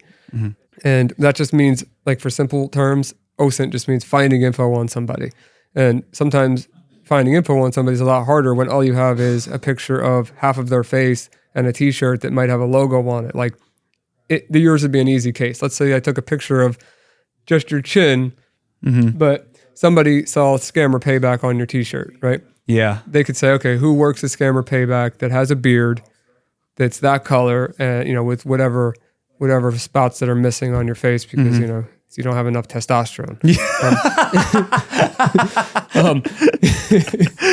So basically, with OSINT, something as small as a logo on a T-shirt could identify an individual, right? And I was good at that. I've always been good at finding people, and sometimes that meant exploiting systems in the process. But in this case, it was more so just identifying an individual based on chat logs and images that they sent. And one thing I saw a lot of these there was only a few YouTube channels at this time catching predators. Nowadays, people are seeing it in their feed every day. It's just such a common thing. But back then, there were like 3 or 4 channels at the most. And I reached out to all of them and said, hey, I'm not going to charge you anything. All I'm asking for is you send me the chat logs, send me all the usernames, phone numbers that they may have gave you, if they gave you any, and I will try to send you, I'll try to send you a full case file on that predator so that when you show up, you have more than just their username to confront them with, which makes them more inclined to stay and want to talk because they know that they have something to lose. You could send this to their boss, their wife, their family. You could do a lot more when you know who they are. I started doing that for years. And I had a lot of success with that. But I never wanted a shout out, never asked for a shout out, never had a channel of my own. I just was the guy. I was the investigation guy. I was the info guy. And years go by, 2.5 years go by. And I remember I'm sitting in a garage with my friend Dustin, who also goes by Scrappy. And I say to him, like, how bad the predator problem is, like how quickly somebody wants to meet up with a child on the internet, which is just absolutely disgusting. And it's really easy to dismiss that and think, well, it doesn't happen around here, or I haven't seen it. It didn't happen to my kids, no one in my family. So this isn't as big of a problem as, as people say that it is. So the easy way to show people is just Google search any chat room site. And in the case with him, I looked up a teen chat and I just went in there as a username, a girl's name, 13 years old, female, New Jersey, I think I put, I think I might've used Florida in this case. And all I said was hi in the chat room. And within seconds, it was boom, boom, boom, private message, back to back to back to back. And most of them were adults, not children, in a teen chat, just on the fly showing this professional MMA fighter. Dustin's a pro fighter who's never seen anything like this on a computer. And he's like, dude, this is horrible. Like he wants to do something about it, obviously. So it's like, well, this is what I've been doing, explaining to him, being the info guy. What we can do is start catching them locally around here. I'll hold the camera. I'll find the info. I'll get the decoys. I'll do all of this, everything. You just go out and confront them, read the chat logs, and you be the face of it, right? So that's where it all started with him and what we called 561 PC, which was 561 was the area code we're at, and Predator Catchers for PC. Yeah. And he went out with me every single time. And since he was he's an MMA fighter, he's just in the gym all day, and that's his job, unless he has a fight. And so let's say he has to meet a predator at 7:26 on a Monday, in the morning, he could, like, which is early, but he could leave at any moment is what I'm getting at. Yeah. So he was the perfect guy to do it with, and he had the heart for it, obviously. And so we just started catching predators immediately at that point. I'm behind the camera and I'm talking to the predator. You don't see who I am still, but you see him. But now my voice is starting to become involved, and I'm saying something as well, something I never did before, which it felt good to be on the other end of the camera, trying to help out. But think of it like this: him being a professional MMA fighter, all of these channels that were related to MMA, think of that title, MMA fighter versus child predator. It's just like an attractive clickbaity title, and they all wanted to know why Scrappy wanted to catch predators, and he's not really a computer guy. He's learned a lot more since then, but he's not really a computer guy, and I am. So he said, do you want to come on these podcasts? And I'm assuming the reason for that was so that I could answer technical questions if they were to come up. And I agreed to do that. Went on a bunch of podcasts with him that were MMA related podcasts, not hacking podcasts. And one of them that had a couple hundred followers just asked me and said, how did you get started? Meaning me, which in our first interview, I explained with the politician and the predator ring, and there were 7,000 predators in that ring. And from there, that clip got 10 million views overnight on a couple hundred follower Instagram page. And people wanted to know the remainder of that story. So journalist groups reached out to me. Sean Ryan was another person that reached out to me at that time. Everybody wanted to know the rest of this story out of the blue. So a guy that was behind the scenes, that was not trying to get attention, meaning me, now is in front of everybody with this insane story that not only is just my word, but I have proof, I have proof of everything that I'm saying. It just blew up. And still to this day, there's still clips circulating from that original podcast with Sean Ryan and the journalist group that I worked with. And the internet just was like, they were blown away, I think, by seeing some of the stuff that I showed, which wasn't surprising to me because I've seen it every day for years, Yeah. But it seemed like the internet it's like, this is like news to them. But I think, even here in the office, I think a couple of days ago, you were showing just a chat site on one of the computers over there and just how easy it was to get somebody on the hook. Oh boy, let's see what happens. How old now. are you? Oh my, Yeah, nah, that's first person. crazy. First person. Yeah, there's a lot of people on here that are way older than 20, obviously. This person said, no, they said they're 29, but people of all ages. This website has 3 million active users. I don't want to say the name of it, so if you're going to use it in anything, don't show the URL of this, please. Right. Yeah. But this website does not have an app for a reason, obviously. It's not moderated. You don't need an account to sign up. This person that's messaging doesn't know. Christ almighty. Okay. What? Yeah, they're asking questions like that to someone that they know is underage. They don't mind.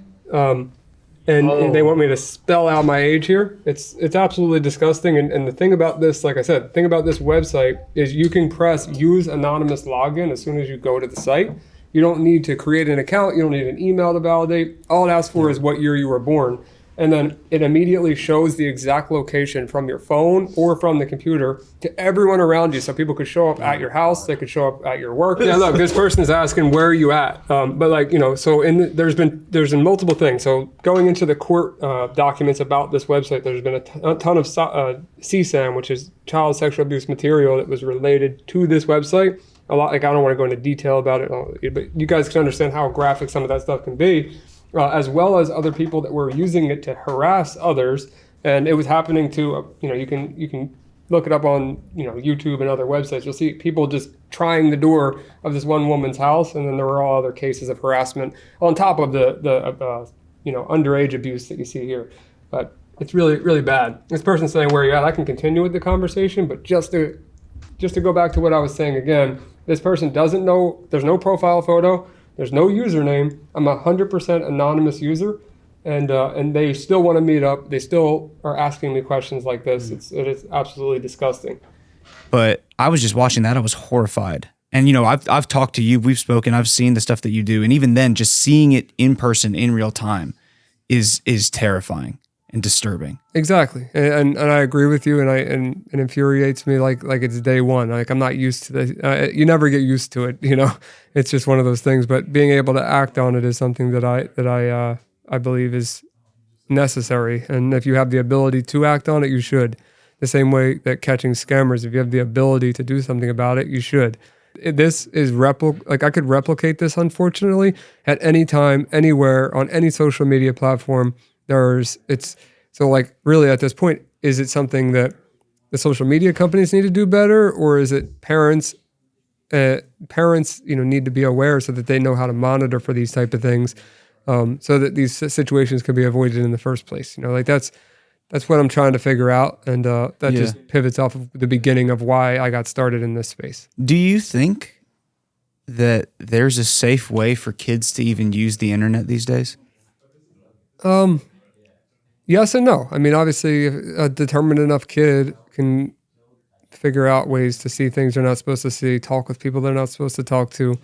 So I would say yes and no, but if a parent knows how to monitor their children correctly and they have an open line of communication with them where their kid is not afraid to come forward, like something that I used before as an example is when I was a child, if you were to take my phone away from me, it wouldn't have been a big deal. But if you took away a 9-year-old's phone now, it's like you're taking away like a body part from them. You're taking the world. Yeah, because that is their connection to the world. Yeah. It's not the same as when I was younger, where if you wanted to go hang out with your friends, you could go online and chat with them. If they're, prior to internet, you couldn't, but with the internet you could. But you normally would be calling up their house phone, hoping someone answered, or go knocking on their door. These kids, they sit there on shorts all day watching content. They play video games. They chat in lobbies. They all have Snapchat. They're doing their thing. And you take that away from them. now, you just took away like a vital piece of of what they believe is like part of their life. Yeah. And, I'm not saying that you shouldn't take away their devices when they do something wrong. I'm just saying that know the consequences of that, because by taking away their phone, that just gives them the opportunity to go on someone else's phone that you're not monitoring and do the same thing. Yeah. Especially if the person they're talking to is like someone they in their brain believe they like and can trust, which that's what these people do. They groom and they convince kids that they are harmless, or that, it's okay that they're a little bit older, or, a lot of horrible things happen. But the main point that I'm trying to get at is that parents need to, and I don't have any children, so I'm just going off of my, experience hearing from other parents. Have an open line of communication where your kids feel comfortable telling you situations like this without the fear of losing their phones or losing something by telling you the truth. And, I think that in some cases it's not going to work that way, but in other cases it could be prevented. So that's the non-technical approach, is the communication side of things. What else do you think parents can do to protect their kids online?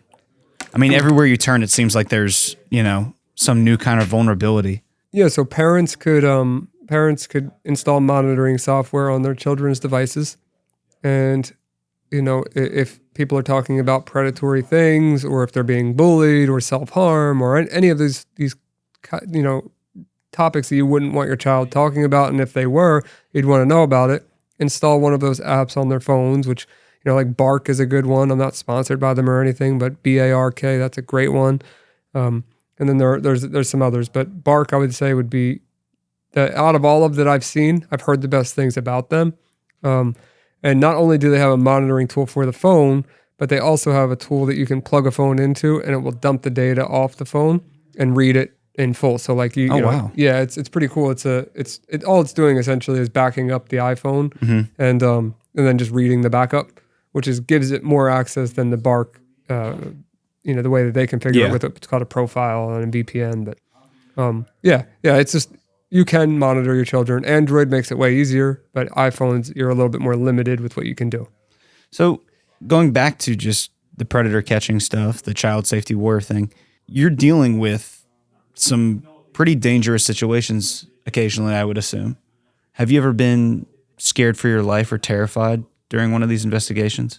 Yeah, absolutely. Yeah. And I mean, I can't talk about all of them because some things are things open cases or things that you can't say. Yeah, I just things I'm not allowed to talk about. Sure. I don't even want to hint at it, but I could tell you like one situation where nothing happened, thank God, but it could have happened. And I was on a confrontation, and this was prior to being involved with Sentinel Foundation, which is like a collection of people that are in military.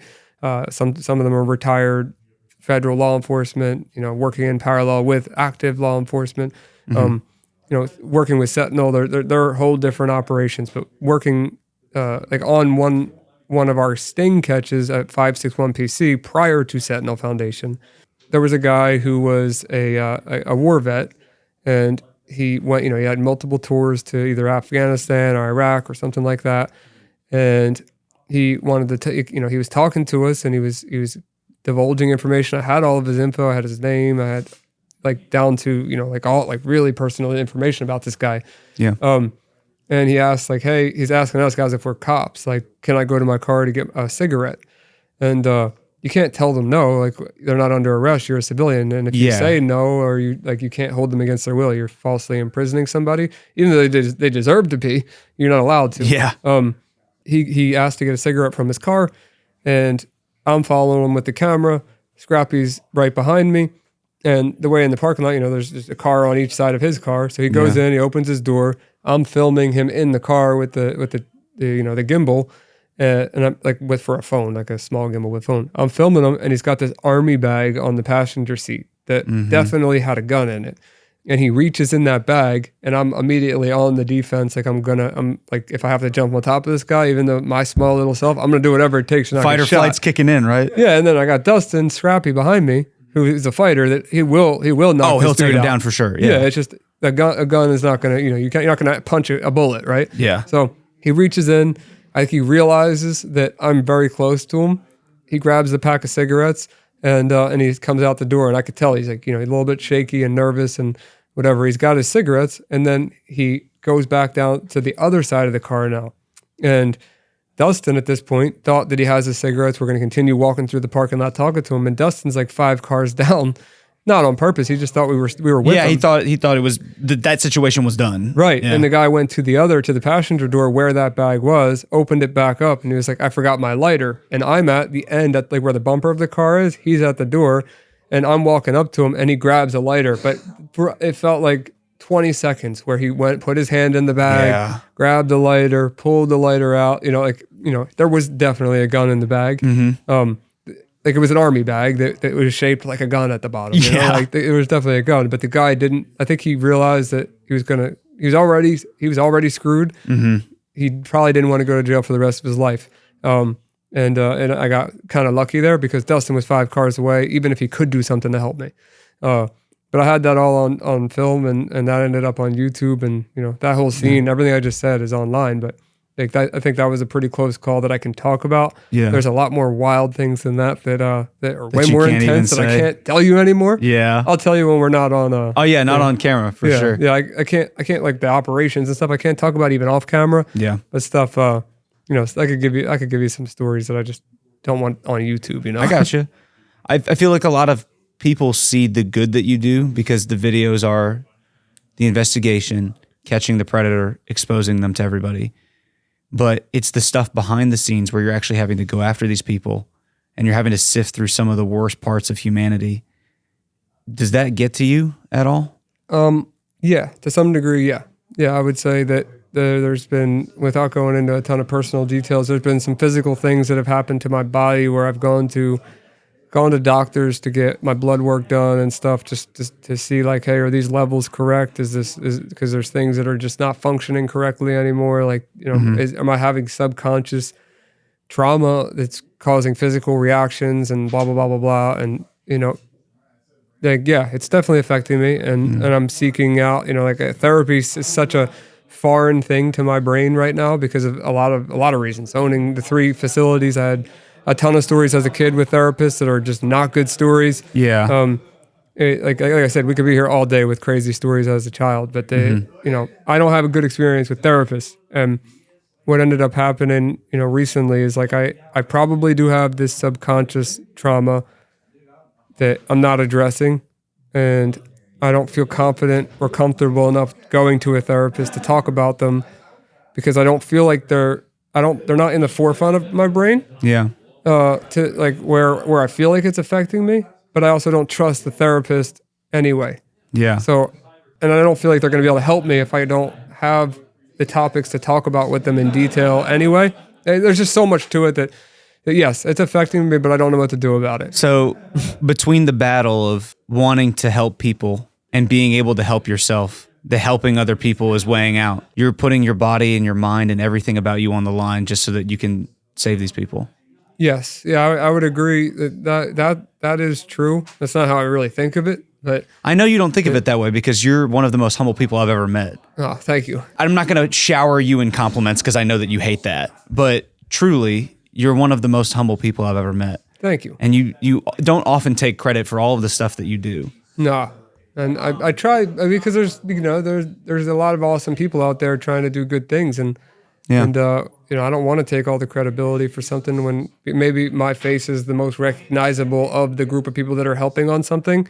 Like in my space, helping in the predatory / counter human trafficking space. Maybe my face is most recognizable in the space at the moment. Yeah. But there are so many other awesome people that are doing awesome things. Like why take all the credit?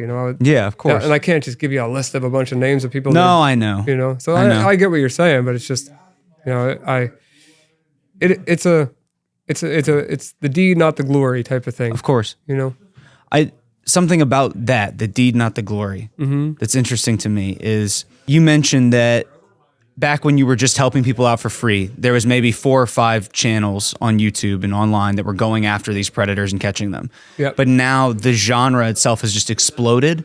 I mean, even small time streamers with maybe less than 10, 25 viewers going after these predators. Yep. Do you think that all of these people are doing it for the deed and not for the glory? Or do you believe that some of them are in it for the wrong reasons? Yeah, that's a great question, honestly. And I think a lot of them are in it for the wrong reasons. I think they're doing it for money. I think they're doing it to sell merch. And they're doing it to get views, to get subscribers, to get followers, to get attention, to get, like that pat on the back I was talking about. Yeah. And not only is that a selfish thing to do and sometimes irresponsible because people, and I've seen it happen, like where they falsely accuse people of something because they didn't do their due diligence and they're just very unprofessional. Like it's a very temperamental thing that you have to be very, very sure about what you're doing before you do it. Before you start accusing somebody of being something like that, you better be damn sure that that person is what you're claiming them to be. 100%. And I don't think a lot of these people, especially the smaller, newer ones who don't have big teams behind them, that they have the ability to do that, but they know it's going to attract attention. Yeah. They know that, look, I think they all deserve to get beat up. I think they all deserve to be humiliated. I don't even think they deserve to be on this planet. But if you're making content that's just to, make fun of them and make them spin a wheel and dress up in a clown outfit, like what are you actually doing? You're embarrassing them and maybe exposing them to the public. That is great. I think that there's some value in that. But I think that you could do the same thing by working with law enforcement to some degree if they're willing to work with you. Get a conviction. Get them to register on the registry, the sex offender registry for life, if they're a lifetime offender. But either way, register on the sex offender registry. And then their face will be plastered all over the internet in their local area anyway. And the only reason that you're making jokes of things and doing the things you're doing is to get attention and views from people, not to spread awareness. And I get it. That brings more attention. But, It might not be the right attention though. Yeah. I mean, a lot of that, like, if you're dressing somebody up as I'm just using clown as an example, but dressing somebody up as a clown, is that funny for the adults or is that funny for the younger crowd that, they go, or I don't know, is it beneficial for like a young teenager to watch that type of content and know that there's predators out there? I don't know. Maybe it is. But in my brain, I always thought the parents should be watching that type of content. That's just my opinion, though. It also just feels like it's totally playing down the issue. I mean, you're dressing up a predator as a clown, but that totally takes away the fact that they are a predator. Like that person could go out there and hurt a child. Think about what that person was about to do. You're looking at a person who is showing up to meet what they believe is a little boy or a little girl to do something unimaginable. And that's going to ruin that child's life. It's never going to leave their brain. It's going to be something that sticks with them for the rest of their life. They're never going to trust another adult. They're going to have issues in their relationships. They're going to go through a lifelong hell with counseling and much more, or therapy. They're going to, and much more. And whether it was a real victim or not, in these YouTube channel cases, you got to remember, like, that could have, like, in their brain, it was a real victim. Yeah. In their head, they drove there thinking they were going home with a little girl, a little boy that night. Now, like that, I feel like that whole concept is forgotten because it's about creating content. Yeah. It's not funny. It's not a funny topic, I guess is what I'm trying to say. It's not funny. And I don't like it. I don't like people making light of it because it just isn't a joke. 100% agree. I think for every one person like you, there's 5 more that are willing to, and I mean, I hate to use the word exploit, but that is what they're doing. They're exploiting this horrible thing and using it for attention, to bring attention to themselves as opposed to the actual issue. Exactly. Which is what you're doing. Yeah, I agree. But things have changed a lot for me since even when we met. I'm a lot more private about what I'm doing, other than I'll make Instagram videos and TikToks where I'll let people know, like, hey, you shouldn't go on this website, or check for this on your kid's device. That's the stuff you're publicly seeing with me nowadays.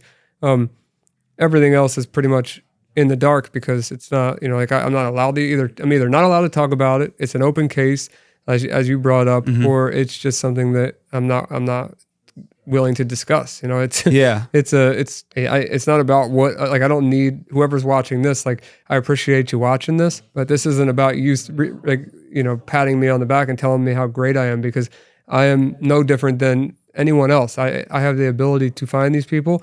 I know a little bit about computers, and I use those abilities to do what I believe everybody with that skill set should be doing.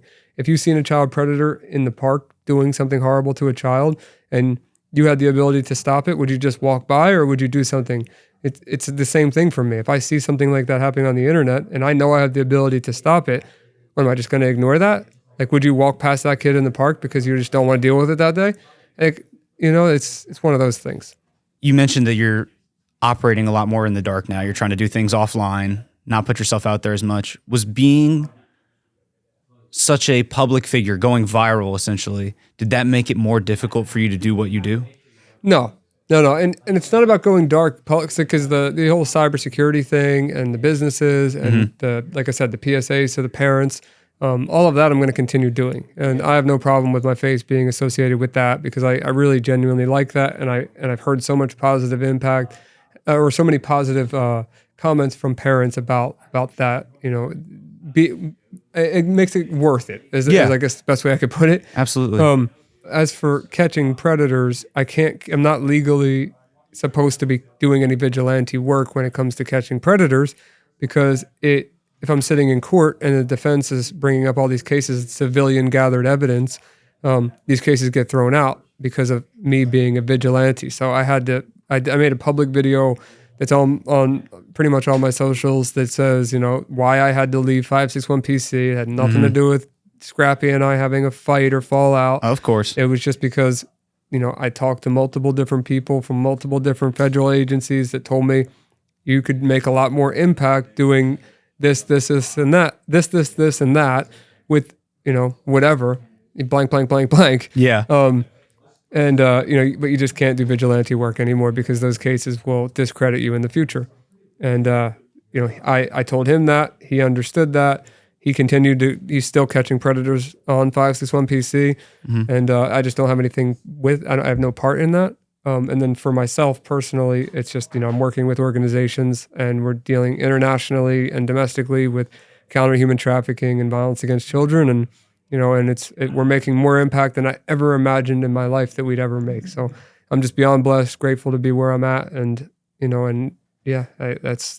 that's the short version of everything that's going on. Is it go time? Here's a scenario. Let's stop all this and move the footage off the cars because we need to roll. Okay. It's like this is like Let's do it. You probably heard the noise start to kick up in the background there, and obviously we had to stop recording very suddenly. It's because that scammer that I mentioned earlier, the one that was coming to pick up the $40,000, he was getting super close to our location. So we grabbed all the gear and went out to confront the guy. Now, the feds did end up pulling out at the last minute, but we still wanted to be there to expose this scammer. So if you want to see that full confrontation, we're going to have a video coming out on the channel very soon. But Ryan and I are going to give you a little behind-the-scenes breakdown of everything that happened in day 2 of this conversation. So let's jump into it. I guess I would start by explaining what happened, why we had to leave. talking about yesterday. Yeah. I mean, I think that'd be good. we're back. Day 2. We're back, day 2. Ryan looks about 8 hours more tired after not sleeping again. Yeah, it's been a very long week, barely any sleep at all. So for, trying to formulate sentences is tough for me right now, but I'm going to try my best. Yesterday was intense though. We got it though. We got it. Yeah. Yeah. So, do you want me to tell the story? No, yeah, let's yesterday, talk about it. Why do we have to leave? So in the middle of us having, doing our podcast and talking to each other, we've had a cash mule that was communicating, back and forth with one of the people here, and they sent somebody on a 4-hour drive, one of their cash mules, to go pick up what they believed to be $40,000 in cash. And we reached out to law enforcement, local, and we also reached out to federal. The local was, unable to pull it off, and then federal said that they could, but then last second said that they couldn't. But the guy already was driving 4 hours and was like, all right, we're just going to leave him in the parking lot, or are we going to just expose him because he's there to go take a victim's cash, And in the middle of our podcast, we figured, you know what, let's just go do it. So we went out there and, we pull into the parking lot. We're looking around. At first we see this woman who, and she pulls up in a car really fast, really sketchy. And we were like, this is definitely her. Because she's, the first thing she does is pull up a phone and take a picture in the direction of the car, which I'm in the car with Pierogi and, a couple other people. But I'm sitting there and I'm seeing her take the picture. Everybody saw it. And then when you think of it like this, we showed up there squad deep with cameras. We had drones in the air. We had cameras in corners. We had 3 different We had cars. 3 cars. I had the long lens on, that 200 millimeter. It was unbelievable, like how quickly we went from sitting down having a podcast to being on the scene, ready to catch a cash Full-blown mule. sting operation. Full blown, like seemed like we've done it a million times, you know. And you know, we show up there and we think it's this woman, and she's putting on like lip gloss 2 times after she does takes the picture of the car, and then we got the cameras all focusing on her, and then we see a guy come up to the car, and he basically he tries to climb in the window with his legs, and then he stops doing that. He opens the door, he gets in, and we were like, okay, maybe it's still her, and then he starts making out with her. We're like, not the guy. Definitely not. This is not the right person. Not the right person. So now I'm back in the chair like this, hiding again, because I'm thinking, like, who knows where they're at? Because the only part of the car you could see through was the windshield. Mm-hmm. And the cash mule, we still don't know who they are, what they look like. We know that they were driving from Georgia, and we're looking at the plates in the parking lot, and they were all where we're at right now, and there was just one car that had a Georgia plate that pulled up, and we decided to follow them because they came out of the Lowe's that we were at, and they went to the car, and then they drove around the parking lot, really sketchy, stopping, looking around. They got out of the car again, I believe, if I'm not mistaken, and they were looking around the parking lot, and the guy matched the description of who we were talking to, like, ethnicity wise, and the location, and many other factors that I'm sure you'll see in the video to validate that this person was exactly who we thought they were. Yeah. And we were trying to figure out how are we going to make the guy just not drive away as soon as we go up. And I was like, well, I'm the only guy here that has tattoos, and I know that most people generalize and stereotype people with tattoos, and maybe he'll think I'm more of a criminal than anyone here. So I'm going to go up to his window, and it worked. So the guy, I walk up to his window by myself, I don't even have a camera in my hand. So I'm just hoping that they have moved the cars around quick enough at this point to find the car, or to find me and the car. And I didn't know if anyone was behind me or not, but just hoping for the best, honestly. And I know that was position on both sides.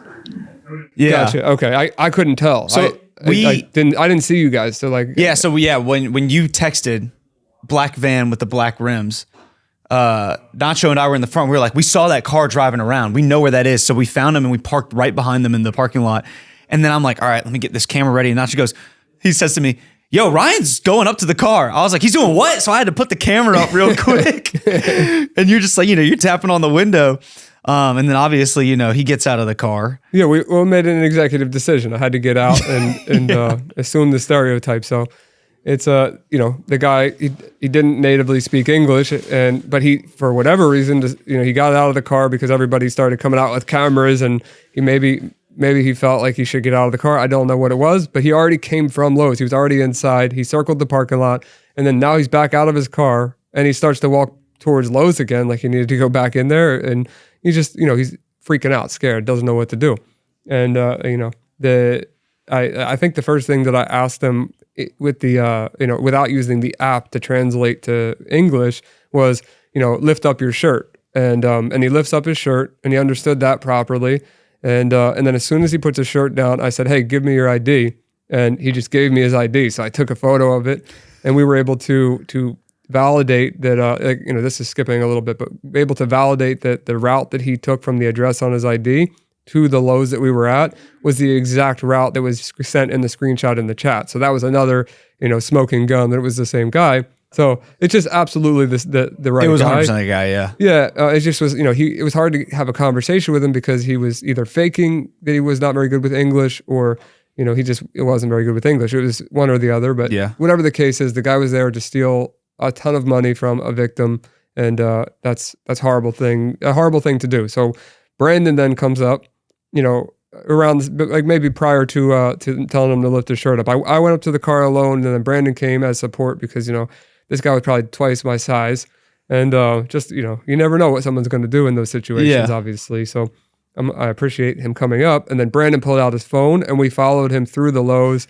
and immediately as he goes in, he grabs a cart, and he grabs Tide Pods, and I'm like, you had to drive from Georgia to buy Tide Pods? Like, that makes no sense. So he puts the Tide Pods back, and then he keeps going. We're walking down an aisle. He grabs black black contractor giant trash bags, and I'm like, you need these? And then he puts them back again. And then I'd grab which I don't think we have on video, but I grabbed an electrical outlet, like a receptacle, and I put that in his cart, and he took it out. And then we finally go through and we're asking him, we're drilling him. I'm telling the employees what he's there, like he's no good.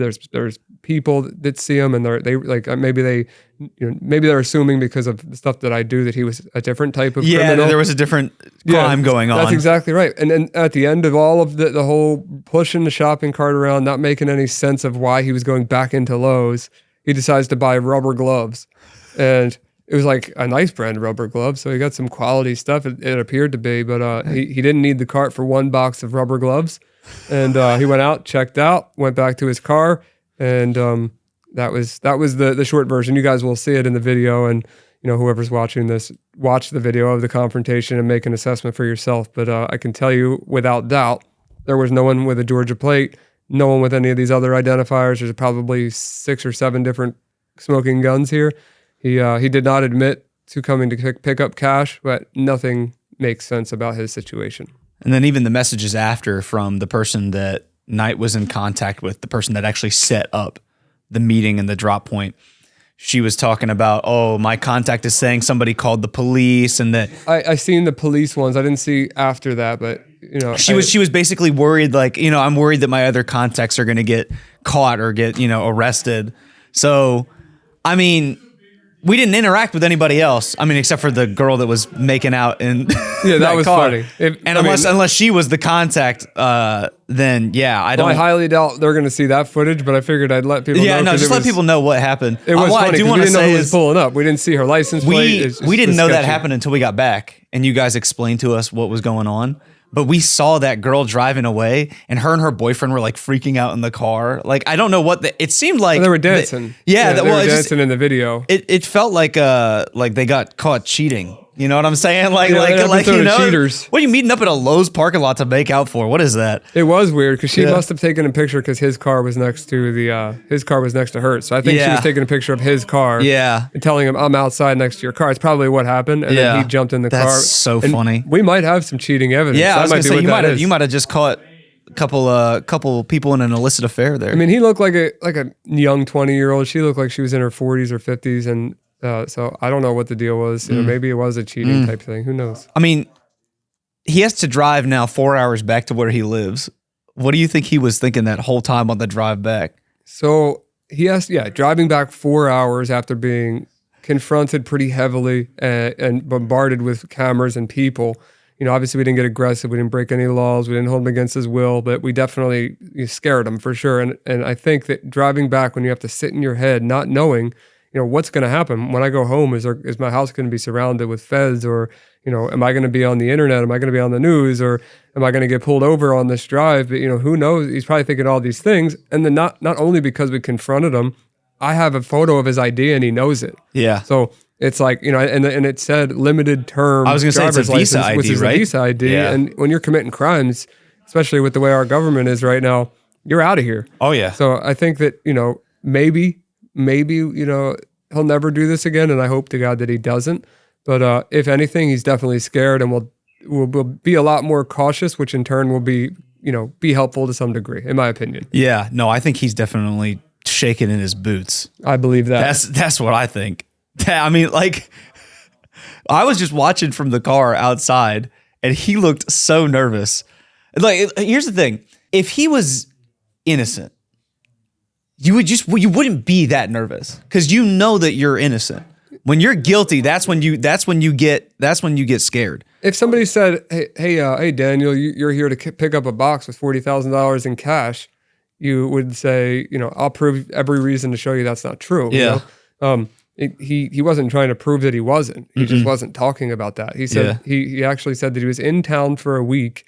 He was doing Uber I think what it sounded like. He said he was a delivery driver, but he said Uber, I believe. And it wasn't an Uber bag in his car, but he did have some type of bag for like a international delivery company, which is another red flag in my opinion. And then I said to him on the translator app, I said, "Well, name 3 streets in this city if you're staying here." And he couldn't do that at all. And then I pulled my phone out with 911 up and I said, either talk to us or I call police. And he said, no.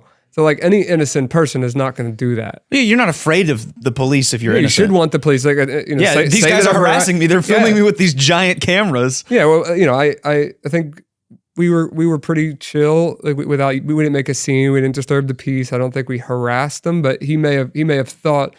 I think any normal person would have said, "Let's get police involved. I don't want cameras in my face. The internet thinking I'm some type of criminal. Let's iron this out right now." Yeah. Which that was never anything that he even hinted at doing. Not even close. Right. Didn't even get close to that. So that was our little interruption yesterday. Yeah, but it was worth it. Yeah. And now we're back next day. I have a couple hours of sleep throughout the whole week in me right now. And I'm ready to finish out this podcast. You've done so many confrontations with people who I would say are far more dangerous than this guy. Right. So when you get there and you're walking up to the car, are you nervous at all, or is it just this is what you do? I'm not a big guy. I'm not saying I'm fearless. I'm not like I'm not going to play the macho guy because I'm not. Yeah. But when I feel a strong urge or a cause to do something which I believe is right, I'm not really thinking of the consequences. And if God forbid he did pull out a gun or a knife and that was the end of me, I would rest happily knowing that I did it trying to do the right thing. Yeah. And I think that anyone out there that loves me, knows me, like family, friends that knows me, they would know that's the case. And maybe they'd be sad that something happens. And I think about this with any confrontation that's happened in the past or even yesterday. Mm-hmm. As sad as they'd be, I think they'd know that I did it for because I passionately wanted to help do something right.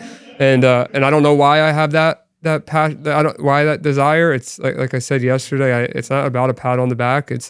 I just have something in my brain where I feel like I have to do these things. Yeah. I don't know why. I can't give you a straight answer for it. I don't know.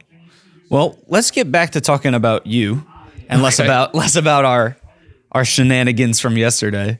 We haven't talked much about some of these videos that you put out on social media, kind of educating people about the dangers of certain devices in their houses or ways that they could be vulnerable to hacking and things like that. Of course. How realistic would you say the stuff is that you're doing on there? Like, how big of a risk does that actually pose to the average person? So it depends on what type of devices you have in your house. A lot of people in the cybersecurity space may say, you're being extreme or you're skipping the technical details. But that's my point. My point is to show you what is possible.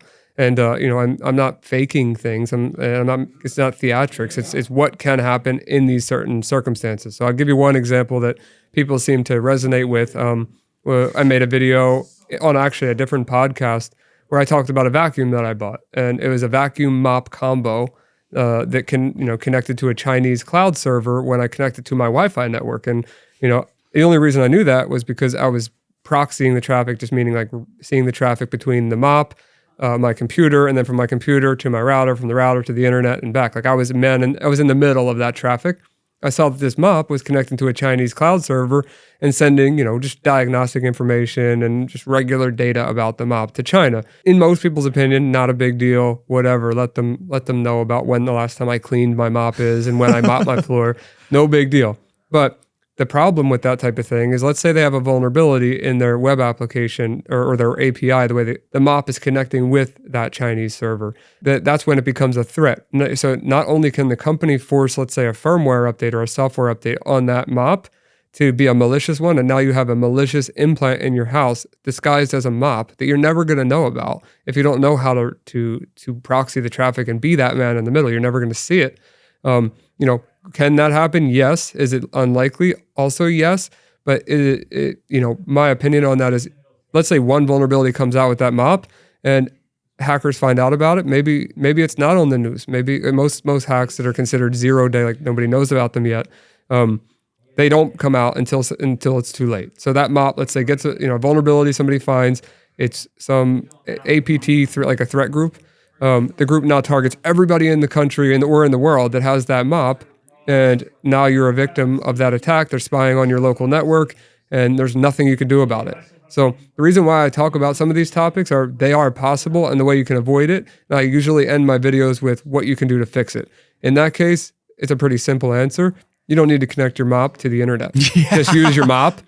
You know, I didn't even know they made mops that connected to the internet. Yeah, and this one does, and there's really no reason for it to connect to the internet. That company has products that should connect to the internet because, you know, they have like more than mops. Like they make Roombas and all kinds of other weird things. Like a dehumidifier or something that, you know, cleaning control. products. Yeah. And you know, but they're not literal Roombas, but Roomba like devices. Yeah. And so I just showed an example of that, and there's a lot of videos where I show things like getting in a garage door. Some garage doors are static codes, like where you press the button and it's always the same code that opens the door. Mm-hmm. And then there's newer garage doors that when you press the button, there's a different code every time you press it. But some of those protocols have been broken. So if I listen with a radio that can receive those garage door signals, which I've shown in a video, even if it's a newer, modern age rolling code system, not all of them, some of them, I'm able to capture one of those codes and replay the rolling code and open your garage door later, even on a modern system. So I like to tell people, okay, you can't stop that unless you upgrade your garage door opener, which is a process. But what you can do is lock your door that leads into the house if that's how your garage is set up. Most people don't lock that door. They think their garage door being closed is sufficient. Yeah. You should definitely lock that door because not saying there's a hacker or somebody that's going to do that to you, but all it takes is one time. All it takes is one person to perform that attack on your garage, and boom, someone's in your house, home invasion, or you're sleeping or you're not home and they steal everything you have and you lose your sense of peace and security when all you had to do was just turn that lock. A determined enough thief, maybe they're just going to break your windows, they're going to kick your door down. But if someone's trying to be stealthy, that's one way to do it. It feels like there's this mix of genuine physical security and cybersecurity that everybody needs to be aware of. Absolutely. And look, I'm not like, I understand like lock picking and it's a hobby of mine, you know, but I'm not the guy that's going to be trying to educate you on what type of impact windows to buy and how strong your door should be. You know, maybe there are people in the cybersecurity space that can talk in that realm. It's just something I know a little bit about, but I don't feel too confident talking about that. Yeah. What are some kind of in-person hacking attacks that people can experience? Like, you know, I think you showed an example where you could populate a bunch of Wi-Fi networks that you had complete access to. So I was doing one actually last night at Pierogi's house, and I created this thing called I created a network. I'm sorry, called free Wi-Fi, and I had everybody connect to it in the house. And as soon as they connected to it, instead of it just connecting to Wi-Fi, it popped up a page called a captive portal that looked like a Google login. And, you know, one of the people in this house, I won't say who it is, put their username and password in. So I got their Gmail password from this captive portal. And you know, when people teach you about phishing, for example, like phishing, it look like pages that look like a login page, they tell you to look at the URL and make sure that it says google.com. Well, in this case, it being a captive portal, there is no URL. So you can't tell that it's not real. And I can show an example of it. I actually brought, my bag will be here shortly, but I can show you an example of it really quickly. I was going to say, when your bag gets here, we should do that. Yeah, for sure. I could show you. And it looks very, very convincing. And I, you know, like that's something connecting to public Wi-Fi could be a real threat.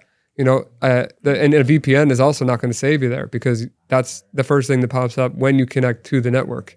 So yeah, be cautious of connecting to public Wi-Fi for many more reasons than that. And if you absolutely have to, don't put your credentials into anything. I mean, it's just not worth it. What about these these wallets that people have? I think it's the RFID blocking wallets. Do you think those are important for people to have? I think they're great to have, especially because, you know, there's some ways in some merchants where you could use a credit card without the CVC or CVV number. You can pull a credit card through a regular wallet, a Ridge wallet, or just even any Faraday cage wallet. It doesn't have to be Ridge. You can block, you know, people from stealing your credit card through the wallet. It's a little more complicated than people think. I can get your card number, your expiration date, and you know that's enough in some cases to do something. But it's better to have a wallet that's safer than that. What's more of a risk is your key fobs for your. Let's say you live in an apartment building or you have an office. or you have a, let's say even something as simple as a pool, like in your community, anything that requires a key fob to access it, a hotel door, a hacker could come up to you and basically digitally pickpocket you without touching your body at all, and then go to your room, go to your door and access the door, and it would appear that you opened the door because they have an exact clone of your key. And that is a lot easier to do than people may think. Yeah. I mean, I have friends that live in apartments around here that have those little key fobs that let them into their apartment. Right. Well, I mean, how have I gotten into this office? That's true. Yeah. I feel like I should mention we have one of those locks at our office, and you cloned that key a year and a half ago. Yeah, 2 years ago now almost, and you can still get in. Right. And those keys are like tied to the person that owns them. So whoever's key you copied, when you scan in, it just shows that it's somebody else, right? Yeah. Exactly, yeah. So it doesn't say like this is a cloned key. It appears like that person that works here is coming in at that time when it's me, just emulating their key fob. So smart locks, I mean, they're convenient, but that's dangerous. Oh, is he coming? Yep. Okay, cool. Actually, yeah, let's wait till he gets in here, and then we can do I want to see the Wi-Fi thing for I myself. gotta grab it out of the Yeah, back of course, his car. yeah. Okay, so there's 1,010 ways that you could pull this off, but this device right here is called a BLE Shark Nano that hasn't come out yet. The company was kind enough to send me a prototype of it, and it does a ton of things with Bluetooth. But one of the things that makes very easy is called evil portals. So if I go into the Wi-Fi menu on this device, and I click captive portal or spam APs, which just means spam a bunch of random Wi-Fi networks. Deauth means disconnect. I could disconnect cameras with this thing, or any devices on Wi-Fi. And then evil AP. So now I'm going to fake Google page, for example. And I could change this to be whatever page I want. But in this example, we're going to do Google. So I hit enter. And now it's broadcasting a network to Daniel's phone. So if you go check his phone, you'll see there'll be a free Wi-Fi SSID, like a Wi-Fi name. All right, hold on to me. Oh my God, there it is. So connect So to if I free click Wi-Fi. on it, what's going to happen? And then just put in Daniel@test.com and then whatever password you put. Okay, yeah. This looks exactly like, look at this. And then It looks exactly like Google. Look at the top where, you're taught with phishing to look for the URL. Do you see anything that would indicate that's not real? Oh my God. And so then I'll just put in a random password. Yeah, and then I'll show you the password over here when you put it in. You are now connected. Okay, so That's so this is the Wi-Fi that I put out, free Wi-Fi. He connected to that. That is the email, which he put Daniel@test.com. And then the password was I just typed a bunch of random gibberish. letters. But you have all of that over there Yeah. on that little thing. On this little baby device. But like I said, there's a million ways you could do this. This just makes I can keep it in my pocket and just keep stealing passwords everywhere that I go. That is unbelievable. Yeah. And that's just, That's so scary. I'm sorry. Hold on. I'm reeling from that. That's crazy. Dude, if I was just sitting in a Starbucks. yeah. And then I was like, it's called Starbucks Wi-Fi. Oh, let me connect. And then it just shows me the Starbucks logo. All right, put your email in to connect. Mm-hmm. Fair enough. I mean, you have to do that like every hotel that you go to. Exactly. Right? Dude, that is so crazy. Yeah, it's a pretty slick attack in my opinion. Yeah. I mean, it was slick enough that it worked at P's house, apparently. Yeah, it literally worked. Somebody put, I had real credentials. That's crazy. Seeing that makes me wonder, we're going to put that in the podcast. We're going to put it out there. Do you ever worry that when you show stuff like this, that it's ending up in the wrong hands and you're giving people the wrong idea? So this is my answer, because I've been asked that a few times. Of course, criminals are going to be criminals regardless, right? And yeah, maybe they get an idea from it. But what I've learned in my life, and I didn't really get into, I talked about some of my childhood, some of the stupid things I did with internet marketing and hacking, but I didn't get very granular about the things that I've done. Starting out, like with my first opinion on it, takes time to get yourself into this space. Like, yeah, you could Google how to create a captive portal and then weaponize it, but like you're going to need some basic cybersecurity fundamentals to do that. Like I said, there's a million ways you can perform that same attack. But what I've learned, even like I said yesterday, when I went from doing things illegally and breaking the law, being a black hat hacker, I was doing well, but being an ethical hacker or a white hat hacker, I am making a lot more money doing the right thing. So yeah, of course, criminals could definitely learn if they really are motivated. But I feel like if you're a criminal motivated enough to learn all of these different attacks, you're probably not going to be committing crimes anymore because you have the skill set to make money doing the right thing. Yeah. And I know that doesn't apply to everybody, but it did for me. I'm a perfect example of it. I could easily be a criminal that is, encrypting file systems and scamming people or stealing credit cards or selling credit card dumps from databases. I could be doing some horrible things and still making money, but I make more money doing the right thing. It has nothing to do with catching, bad guys or anything. Like I don't make any money doing that. That's all volunteer. But in my software companies, like Pentester.com being the one that we talk about the most here, is way more of a profitable idea than if I was to weaponize my abilities. And I know that because I was on both sides. Well, as somebody that's on both sides, who is better at hacking, white hat hackers or black hat hackers? It's hard to tell. It's hard to tell because usually with the black hat hackers, you don't know much about them. And so when I want to address something that I maybe even addressed last year when people came up with the term for me, number one ethical hacker, right? Like I've never claimed to be the best hacker in the world because there's no way to determine who the best hacker is. There's no it just isn't a thing. There's not like a hacking Olympics, And Sean Ryan actually gave me Sean Ryan's team put the title on a YouTube video. It went off from there. Other people started doing it. And now people think that I am the number one ethical hacker. I personally don't believe that. Some people say that you're the number one ethical hacker in my heart.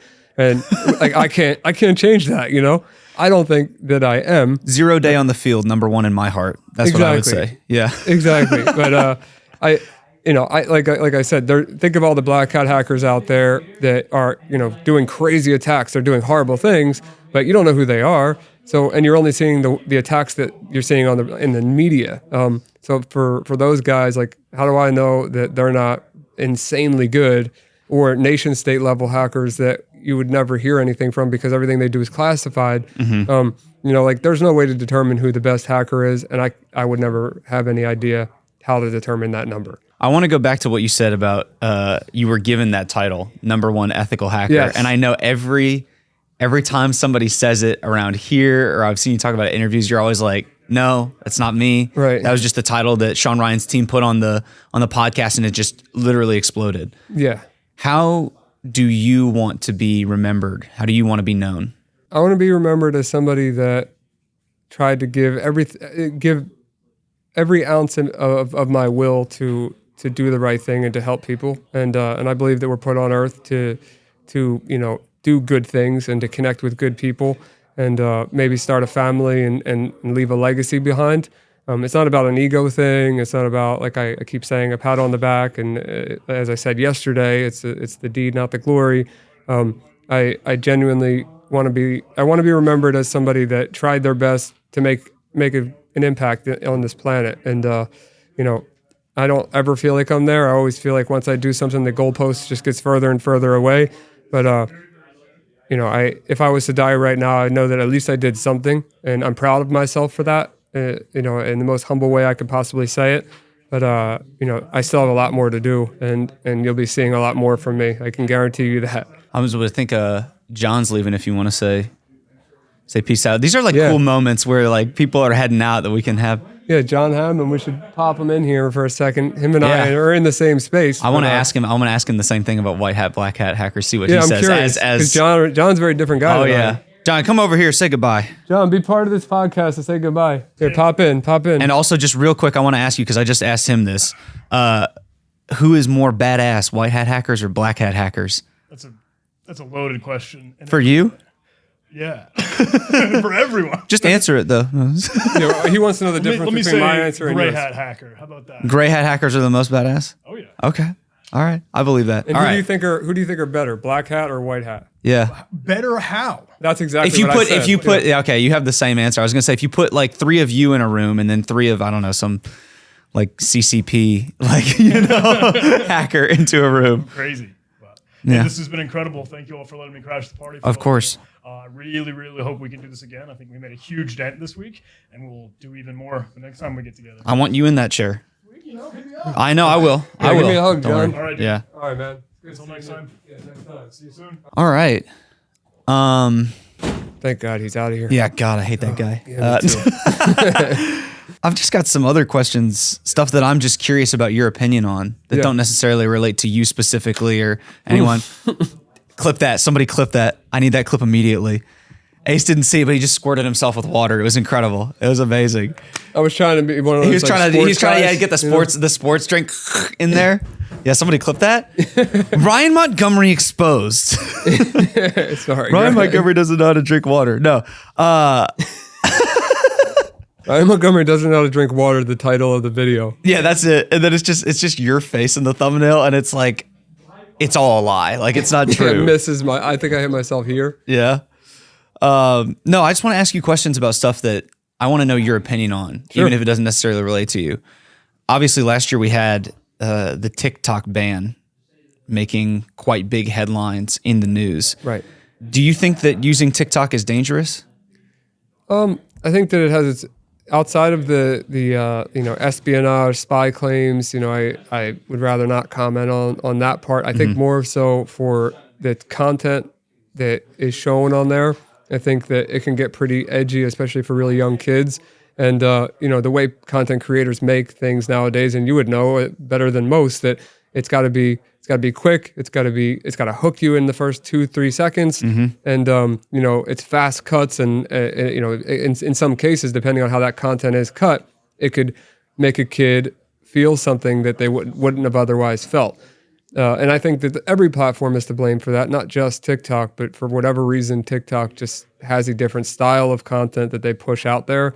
And a lot of the audience is very young. So I think it has the dangers of TikTok, I believe, would be in the content itself rather than the actual app spying on you. I think there's more to worry about the content. The content as opposed to the actual app itself. Right. It seems like a lot of people are still concerned about social media companies generally, rather than TikTok, on its own, that they're taking data from us and that they're selling it to people that shouldn't have it. Is that something that you think people should be concerned about? So to answer that question, when a lot of people don't understand how these companies make money or whatever it is, and if you don't know what the product is, you are the product. So basically these platforms, they utilize your data, they utilize you clicking advertisements, they use your, biometrics in some cases, they use all kinds of things, like stuff that you would not even imagine, even like where your finger's placed on the screen and how long you watch a video, how many times, did you double tap it to like it, did you triple tap it to like it, and that data is useful for them to show you the next thing. All of these companies have their own versions of that are not public, so like I wouldn't know the intricacies of it, but I can tell you that I'm accurate about that. And it's something that you just kind of have to be okay with. Like you have to be okay with being the product if you want to be part of social media. If you're not okay with your data being, collected and sold, then don't be on social media or use a private account on a device, which we could go into another 2-hour podcast of me talking about OPSEC, like operational security and protecting yourself online and anonymizing yourself. But it's too technical for this. I think that what you said about being okay with being the product goes a lot into what that honey scam was, right? Because essentially what was happening outside of the affiliate code thing that they were doing, by using honey, you were giving them a lot of data about what sites you were shopping on, what you were buying, and then of course they were, using that data. Yeah. Do you think that companies need to do a better job disclosing what data they're taking from you? Because it's so often hidden in those ginormous, read before and accept things that nobody ever actually goes through. Yeah, I think they could do a better job at it. Of course, I think they could, but it's not really, if they're not legally obligated to do it, it's not in their best interest to do that. Yeah. So, they're not going to. And I'm sure there's something out there that I'm just unaware of that does dig through all of that for you and tell you this, does this, it tracks this, and that. But the companies on their own, I would be very surprised if they ever are transparent about what they're doing. Yeah. That is their product. It's the business. That's their business. Do you have any recommendations for people that are trying to get their stuff off the internet and get their... I do. So, shameless plug, pentester.com. Got to tee it up for you. Penetration tester, but short. Pentester.com we've been using it all week to identify scammers by their phone numbers and email addresses, which is a super unique feature, which isn't available to, everybody, but you can search yourself. So what I would recommend is go to Pentester, put in your email address, Or if you're a business, put in your website or your domain name. A scan will pop up. You don't have to sign up. You don't have to put your credit card in. It will give you a preliminary report that gives you breach data with passwords, personal information, addresses, relatives, usernames, phone numbers, all kinds of information on our free scan, just to let you know, hey, you're out there. Maybe you should check in, go a little deeper with it, right? Well, so once you get to that point, there's a button on that page that says remove my data or remove exposed data, depending on what page you end up on. And it's $19. Most people they spend $19 on lunch or a couple gallons of gas. So if it costs you $19 to sign up, it's not the end of the world to know what's out there about you. Number one, and on the dark web with over 200 billion records, reverse facial recognition to see where your face is plastered all over the internet. And then the other part that people like a lot is the data broker removal and people search site removal tool that we offer. So immediately when you sign up and you put in your information, we'll show you where all your information's out on white pages or, I don't want to name drop all these data brokers and people search sites, but once you go on there, you'll see the data that is collected about you. And then we request removal on your behalf so that, within, sometimes it takes up to 45 days per broker or people search site. But that data ends up getting scrubbed, and then you're not searchable, anymore. And you have to, stay with pen testers, because what happens is these data brokers will repopulate your data, and we constantly are rescanning to make sure they didn't add your data again. And if they do, we request another removal. So for $19, you really can't go wrong. And then the last part, the salesy. I'm not trying to be salesy. I built this product with my team with techniques I use to catch predators. So if I can find a predator with minimal information, if I have a little, if you put in more information about yourself and the opposite result is to remove information about yourself, I think that you're going to have good success using the product. If you want to add a family member or a loved one, it's only an additional $5 in a month. You don't have to buy a new account for every person in your family. And it's a pretty nominal fee just to remove your data. And if some password or credit card number, social security number gets leaked in a database, you're going to be the first one to know about it. Rather, you're going to be the first one to know about it rather than a threat actor. So we I think one of our taglines or our slogans is know your risks without taking any. So it's just, if I didn't own my company, I would pay for my own product. You would want that. Yeah, for yourself. So it makes me confident in telling people, hey, you should do this. Even if I sound like a salesy, sell out, I really would use my own product, so I feel confident in it. As somebody who 2 years ago when you came here, you took a photo of my face while we were out for dinner. Yeah. And then you pulled up photos of me on the internet that A, I didn't know existed, and B, I was also I looked completely different, or at least I perceived that I looked completely different from when those photos were taken. Right. And you were like, is this you? And it was my full name was attached to the photo, where I was from was attached to the photo, and I was horrified. Yeah. And that alone was enough to convince me that people, not just me, just anybody, needs something like this. Absolutely. And most people have no idea. I mean, Yeah. facial recognition is one thing that we do. We have a huge database and also work with third parties, so it's even bigger. But the way the facial recognition works is so let's say you don't feel like you look the same, right? Mm-hmm. Or maybe you have a beard now, or you have longer hair, or whatever your changes are. Mm-hmm. It's measuring 120 points on your face. So even if you're a younger person or a way older person, those measurements generally stay the same or relative to each other. It's called a facial vector. Without going into all the details, Yeah. But that's why it's able to find pictures of you when you were a lot younger. Or depending on the scenario, you could look different, but those measurements are still the same. Can we do that? Can we do that right now? Yeah, if you want to Ace. do it. I want to see, because I just met this guy probably a month ago, so I'm trying to figure out what he's about. Okay, let me take a picture of your face. Let me see what shows up. Yeah, so is that you? Yeah, that's definitely me. Wow, that's crazy. Is that identifiable information about I you? would say probably, yeah. You could definitely, you could definitely figure out who I was from that. Wow, that's crazy. What the heck? Yep. Isn't that amazing? Yeah. So if I didn't know you and we were in public, one of those, all I need is a picture of your face, and now I can go home, figure out who you are, and call you up. It's like in the spy movies when they have glasses that can like, they're like walking onto people's faces and it's giving them all the information about who they are. Like, it doesn't take very long to figure out that information about somebody, even with just your phone. It's crazy. Exactly. So using that to identify people is great, but it's also great to know what's out there about yourself, and so that you can request removal of that information. When he did, nobody could see my phone there, right? No. Okay, because I don't want to. No. Don't worry. Well, he'd be the one looking through this stuff anyway, so he would know to get rid of his own info if it was out there. Dang, that's so crazy. Isn't that crazy, dude? Yeah, that's one thing. I don't want people to misuse the product, and I understand that it's a possibility. We try our best to moderate that. But unfortunately, there's bad people everywhere, and if we see somebody that signs up and they're clearly not abiding by the rules that we set in place, we just remove them from the platform. It's but of course it could be abused, and you could take a picture of somebody's face without their permission and look into their personal details, or maybe you look up a phone number or an email without their permission, and you don't have, it's not illegal to do that, but I don't want the platform to be used to gather information on people, and I don't want it to be used to, breach people's accounts. So I try pretty hard to avoid that.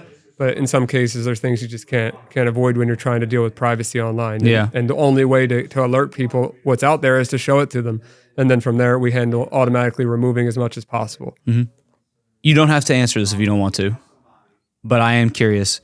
How do you feel about Ross Ulbricht being pardoned and released from prison? I think that is fantastic. And Ross's mom, actually, I've been talking to her for many years now. Really? I think it's been, I'd have to look at the last text that she sent me, but or the first text that we started talking, but it was in like 2016 or something wild when we started talking. And I didn't know Ross prior. I met his mom through some other people because she campaigned all over the country to get him pardoned. And we were, having a very nice conversation recently about child safety and how Ross is taking a break right now because there's a lot of media trying to reach out to him. And of course, everybody wants his story right now. And, when he's ready, he's gonna come forward and he's gonna talk. And, everybody under the sun is trying to do that, and as well as try to give him a job. So what happened is, and I won't say the email, but they created, his mom and a team that she's putting together for him, created an email for him so that people can send all of the submissions to that, and then somebody else is handling that so that Ross can reintegrate with society. So, if you're asking about like what my beliefs on free markets and selling drugs online, the simple answer is, if you're going to buy drugs, I would much rather read verified reviews from people that bought that product than buy them from some guy on a corner and hope for the best. But I'd rather you not buy drugs at all. Do I think that Ross did something wrong? Yes. I think that he made a free market. He knew drugs were being sold on it. I'm happy he wasn't allowing weapons or children to be sold on this website. That is something that I commend him for. But yeah, he did have probably the largest drug empire in the world, with billions of dollars in Bitcoin nowadays, is what it would be worth. And he spent 11 years of his life in prison, and without being pardoned, he would have been spending 2 life sentences plus 40 years with all of his appeals exhausted, with no chance of getting out. So, he made a mistake, and hope to God he doesn't do something like that again. He doesn't appear, like, I don't know him well enough to give you this opinion, but he doesn't seem like the type of guy that's going to make that mistake again. And, I don't know all of his thoughts yet, but I'll be interested to hear them when he is more integrated and ready to talk with me or the public. That's something a lot of people I don't think consider, is like, this guy was literally locked up for 11 years and they think, oh, he must be ready to talk. It's like, no, that time changes you. I mean, I know you didn't spend nearly as much time. Not 11 years, no. But that'll change a person. Oh, yeah. Why do you think they threw the book at him? Because it was the first of its kind, and it was a drug marketplace. And I think that, especially, like I was saying yesterday, like, hacking was such a new concept. That was a new concept. They didn't know what, like, for example, let's say a hacker, I know a guy who hacked a telecom company, and it was the first hack of its kind. And it was him and one other guy who wasn't as tech savvy, but he was the one that came up with the idea.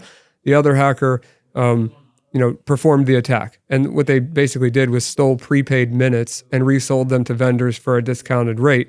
Well, the other guy, who was not the tech savvy guy, ended up with millions of dollars. He's traveling the world. He's doing all these awesome things.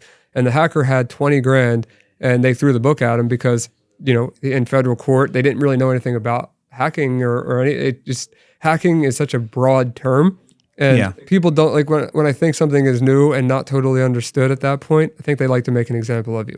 Yeah, so they were just kind of doing it to show other people, hey, don't do something like this. Don't do something like this, or we're going to throw the book at you and give you 2 life sentences plus 40 years. It's so much. Yeah. What's a big misconception you think people have about the dark web and the Tor browser? And I mean, you see all these YouTube videos of people trying to make it this scary thing. Yeah, well, I mean, you can use Tor in a legitimate way and use it just as a way to further anonymize yourself online, or you could use it for bad things. There are some horrible sites on there, and it's just Tor is a network within, like it's an internet within the internet.